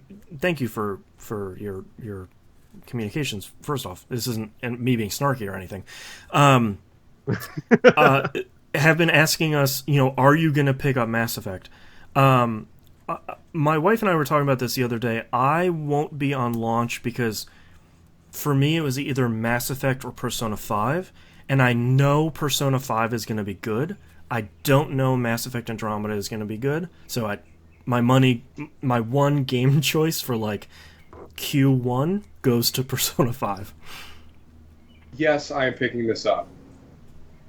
We didn't have Netflix this week because for the latter half of it, we saved our $9 for the month upcoming to pre-order Mass Effect. Boy, so the two of them are going to be the tip of the spear. Godspeed to you. Remember, I want everyone to remember, BioWare didn't make this game. The BioWare studio that made the multiplayer for Mass Effect 3 did. So. Oh, this is an amazing disaster. I cannot wait. Yeah. I want to know Yeah. what the hell BioWare have been working on then. That's a really good question. So hopefully something really good. Andromeda 2. Andromeda Director's Cut. So they can say they can be the Empire in the series. Yeah. I could totally see that. That'd be great. Internal politics. If I learned anything from Iron Fist, corporate America sucks. It's cutthroat. You didn't have to put It's- America after that. Corporate sucks. Yeah, that's fair. Fair enough. All right, Super Mario Run for the Android. Hitting way later than I thought. Great. Mario Sports Superstars for the thirds. This seems an awful lot like a Mario and Sonic does the Olympics game without Sonic or the Olympics. So it's kind of weird. Doesn't make a lot of sense. All right, and Zero Escape, the Nunnery. The Nonary games. We went over this before we started. We did. It's Everything's a really out the weird window word. after I said Andromeda wrong. So, PC, PlayStation 4, and the Vita. If you want to play the best two Zero Escape... Andromeda? Rain meter? If you want to play the best two Zero Escape games, pick up this package. Those first two games are really, really good. The third game is fine. It's all right. Let's move on to news stories. Speaking of Sonic, Sonic Mania has been delayed to summer. It was supposed to be coming out here in spring, which is, I guess, would be this month or the next. And at South by Southwest, they announced that it was delayed. They showed off a little bit of new footage, though, where they were playing Flying Battery Zone, the one from Sonic & Knuckles and Sonic 3. Yep. I don't want to get excited about that game, but every time they release new footage, it looks good in a way like it's coming around okay. Yeah, like in a way that a Sonic game hasn't looked good for a really, really long time, and I don't believe it. Dude, come on. You can't say that until you've played Sonic Unleashed. Yeah, I was smart enough to skip that. What? Sonic? You're not down with the werehog? No, I'm not. I'm not down with the sickness either, to be clear. It can't be any worse than Sonic Knight. Yeah, that one was rough, too. One of the only games I got rid of, ever. Yeah. I think the thing that is, I like the Sega that makes Yakuza. I don't like the Sega that makes Sonic. Yeah. I think the biggest thing they could do here is what they did, which was give it to somebody who doesn't work for Sega. Mm-hmm. Yeah. And they're basically making a Sonic fan game, which is the smartest move. See, that's the thing that's the thing I never really liked about Sonic is they just kind of shoehorn into being a mascot just to combat Mario. Yeah. Mm-hmm. Like, what TurboGrafx 16 had, like, Bonk, and then you had Crash Bandicoot for PlayStation. Boy, yeah, Sony tried to have Crash be the mascot for a hot minute, and everyone was like, no. Thanks, though. And I don't know, just man. didn't That have dude in the suit was brilliant. one. Yeah. Yeah, I don't know. I can't care about a Sonic game in 2017. If this was 1999, I would care. I cannot care about a Sonic game in 2017. Even if they come out with a 2D one and it's on the same level of what was coming out on the Genesis, do you think if Knobs and I come out and say Sonic Mania is genuinely a legitimately good classic Sonic game, do you think I'd be interested in it then? Yeah. Yeah. Because like a lot of people don't really pay attention to it, but the Rush games on the DS were fantastic. Yeah, that's true. Those are forgotten good Sonic games. Everyone remembers. They took me by surprise.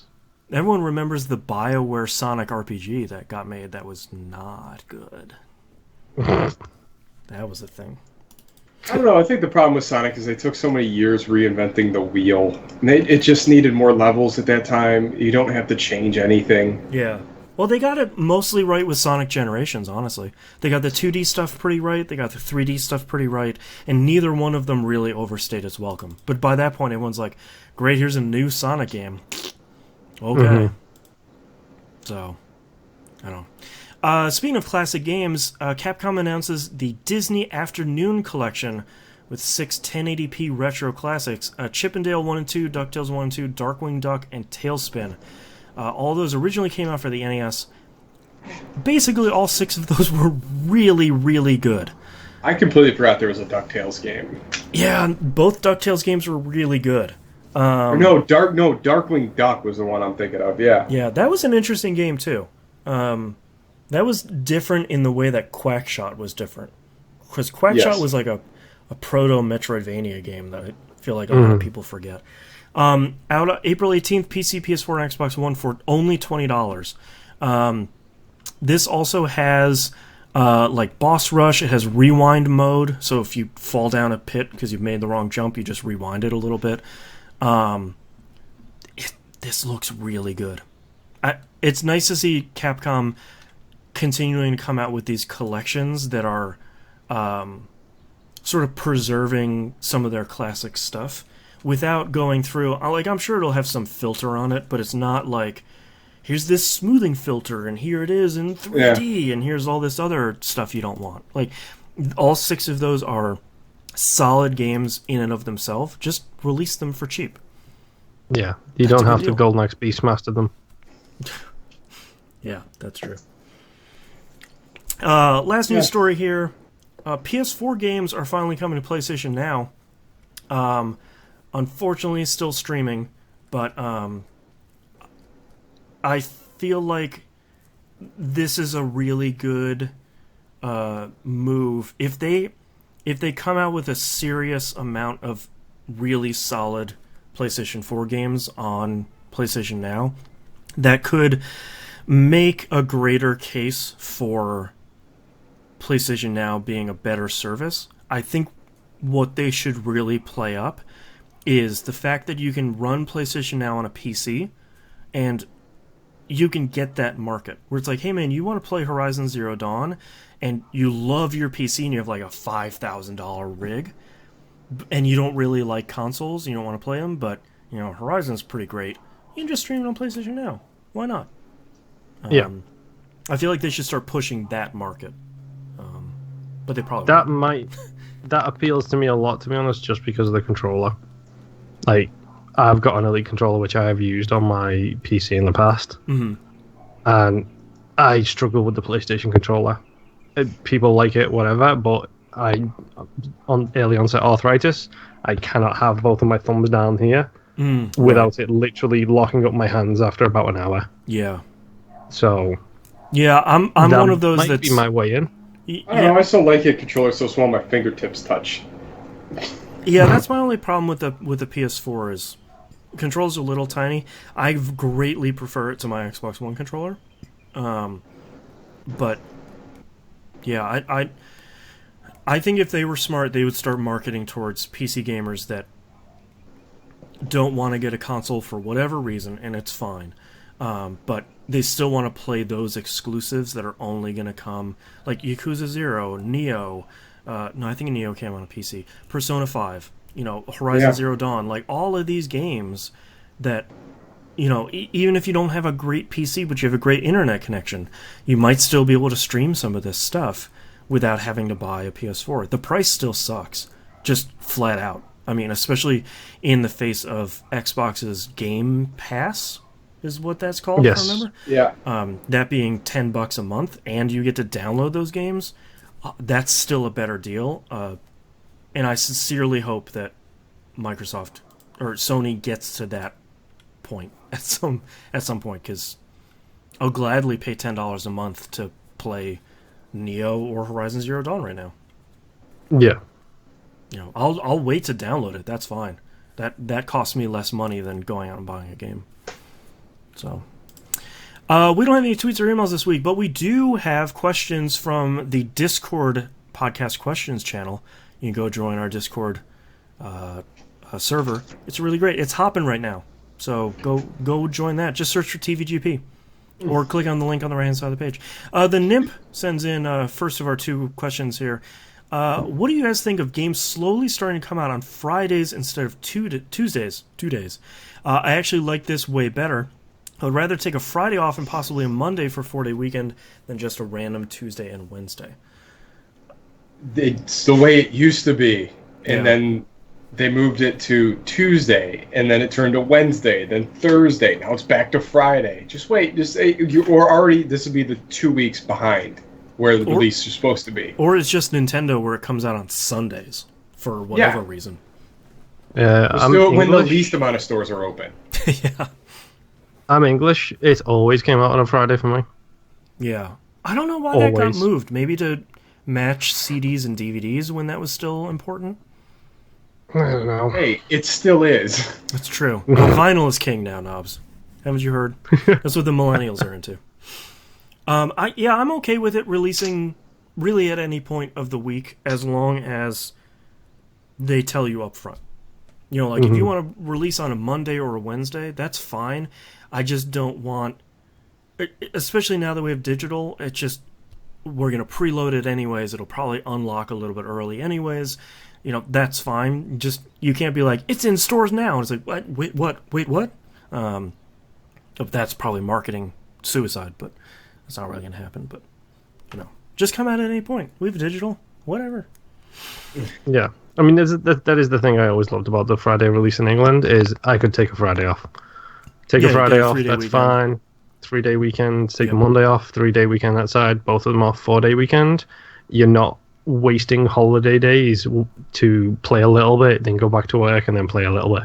Well, you don't waste a vacation day in the middle of the week where you're like, hey, well, why were you out yesterday? And it's like, well, a game came out. It's like, so you took a random Tuesday off? Did you go for a job interview? It's like, no. That's crazy. It's just, you know, a new WoW expansion came out. It's like, okay, good job, nerd. Yep. I have had people ask me that before. I took the day that Fallout 4 came out. I took that off. And everybody's like, why are you taking a day off? It's like, because the video game's coming out. Yeah, and they're like, why are you doing that? I really want to play this video game. Yeah. Sick of your questions. Don't bother me. What does it matter? It's none of your business. Yeah, my personal day. Our second question here is from Maximus Prime. So with the really poor early impressions of the facial animations of Mass Effect Andromeda hitting the internet like an atomic bomb made out of memes, do you think EA's choice to make Frostbite the unified engine at all its games is turning out to be a bad choice? Also, do you think EA Access backfired on them this time around? Second question, yes, EA Access backfired on them really hard with Andromeda. In the largest way possible, where it's like, hey, we get to play this game early. Why are there so many GIFs of this game being broken on the internet? Oh God, what have we done? And I don't think Frostbite is a good engine. Frostbite looks really great. Mass Effect Andromeda looks great. There's a problem with facial rigging in that game, and it will probably get fixed at some point. But also, I find the people dogpiling on Mass Effect Andromeda kind of weird. Mass Effect 1, I know this is now that game is like hot garbage these days. It looked like kind of hot garbage when it came out too. Like, oh yeah, it was stilted. It was. I know it's like a decade old at this point. Oh yeah, even at the time, that was a flawed game. It did not look the best. It was stiff. It did not perform the best. What got you in on the first Mass Effect game was the world, the people, the experience, not the way it looks, not the way it performs. And the thing I'm hearing about Andromeda is, once the story picks up, you know, a little bit into the game, I don't know how long, you know, it could be an hour, it could be 4 hours, then it starts really hitting its stride. That was Mass Effect 1 and 3. And Mass Effect 2 started out on a hot note. But, like, Mass Effect 1 and 3, especially 1, where it's sort of like, all right, that first mission was fine. You get to the Citadel, and you're like, oh, okay, well, all right, this is kind of cool. You know, you rough up a nightclub, and you're like, this is kind of boring. I don't know if I'm feeling this. And then, until it really hit its stride, it was a little rough. Yeah. Well, I mean, even though it's a different studio, but everyone should learn from Unity having lidless eyes be a problem. I mean, anything better than that is a really, really low bar to get over. Well, and this week it came out that graphical bug in MLB 17, where it turns all the players into basically the clickers from Last of Us. They look horrible. So, like... like it's the fact that BioWare had to release a statement saying, hey, people on the internet, stop being jerks to people that you think worked at this studio and don't. that's not cool. Don't harass them over a video game coming out a little janky. Yeah. Yeah. I mean, on top of that, it's before the game's out. Everybody who's interested is playing it. My wife has put like 6 hours into it already. Mm-hmm. I am doing my best to not look at her TV in the slightest. Yeah. I've caught little bits and pieces here and there, but I've spoken to her about it, and she's basically said exactly what you just said, which is, it feels like Mass Effect 1. Yeah. It's the exact same thing that happened to Unity, like it or hate it. It's the first game, big, huge budget game on the next gen from the Mass Effect series. So give them a little bit of leeway. Stop being so negative all the time about everything. Take a breath and just try and enjoy something instead of trying to make other people feel bad about something. Well, and the thing too is, from what I'm understanding, Andromeda is not broken. It's just some people have like their mouths animate like fish, like blah, blah, blah, blah, blah. And some people have weird walking animations in whatever the Citadel is in. Oh yeah, you've seen that. I GIF. saw the walking. I didn't see the GIF. I saw my wife do it. Oh yeah, and it's like, that's fine, but like, what you should get upset about is I spent $60 and none of the guns will fire. And none of the patches work, and I don't have audio. Like, that's the stuff you get upset about. Somebody walks a little bit weird. Come on, like, get over it. That's not a problem. Enjoy the jank. Come along, have fun with it. Well, it's just like what we were talking about with Syndicate. You know, like, Moon isn't saying, like, I uninstalled this game and deleted it because somebody grabbed onto empty air. That's an open world weirdness. Like, you walk around a corner in Grand Theft Auto every once in a while, and the world ends, and cars are driving off of it. Like, that happens. You turn around, and it's gone. Like, I mean, people will turn around and say to this, they'll say, well, you know, Mass Effect isn't an open world game. You're right, it's not, but you know what it is? It's huge. Yeah. Yep. And video games are really hard to make. They always have been. I mean, how do you QA a game that is as many hours as this might be long, effectively, cost effectively especially? Right. It's impossible. You can do what you can to get rid of most of the stuff that might be issues, but you can't get everything. You just can't. Yeah, Sacred Urban Chat brings up a great point about Skyrim. Skyrim has been broken since day. It didn't run on the PS3. Yes. And people were still like, well, it doesn't really run on my console, but I still played 400 hours. It's like, that's what you get upset about. Like, you literally can't play your game. And this one, people have fish mouths, and you're like, well, this is the end of the gaming industry, and clearly this woman who worked on it screwed this game up. And it's like, you need to go outside. Like... You know, the world isn't that awful. It's also video games are not that awful, and video games are hard. Like, if this game was truly broken, then you can go and say, this is an unacceptable level of quality for a game to launch, and things are broken in very large and substantive ways. This game, and there's the way to deal with that is to get a refund. Yeah, and like this game, as it seems to be for the first 10 hours for people as part of EA Access, it's not broken. It's weird, but okay. It's not it's not the death of video games, and no one stole $60 out of your wallet while you were sleeping. Like, calm the hell down. Like, no one's releasing this hoping you hate it. Yeah. Yeah. Like, I played Yakuza 0, and when you get into a building, that game is kind of broken because it's a lot of like, I'm pushing one direction and it's like tank controls from Resident Evil suddenly, and you're just like walking into a wall with your face, and it's like, all right, well, I'm very slowly moving towards the exit. All right, now I'm out and controls are good. That's like, games are broken. Just calm down. I think, I mean, like we've said, the thing that probably bothers me the most about all this, though, is the personal attacks. Why go after one person for something like this? Just why give go her after a rest. anybody? Yeah. You can say, like, BioWare, I think it's BioWare Edmonton is the studio. You can say, this studio has put out a product that doesn't live up to my expectations. That's okay. You can't say, well, this one woman that I found on LinkedIn says she works there and she's a so-and-so. Come on, man.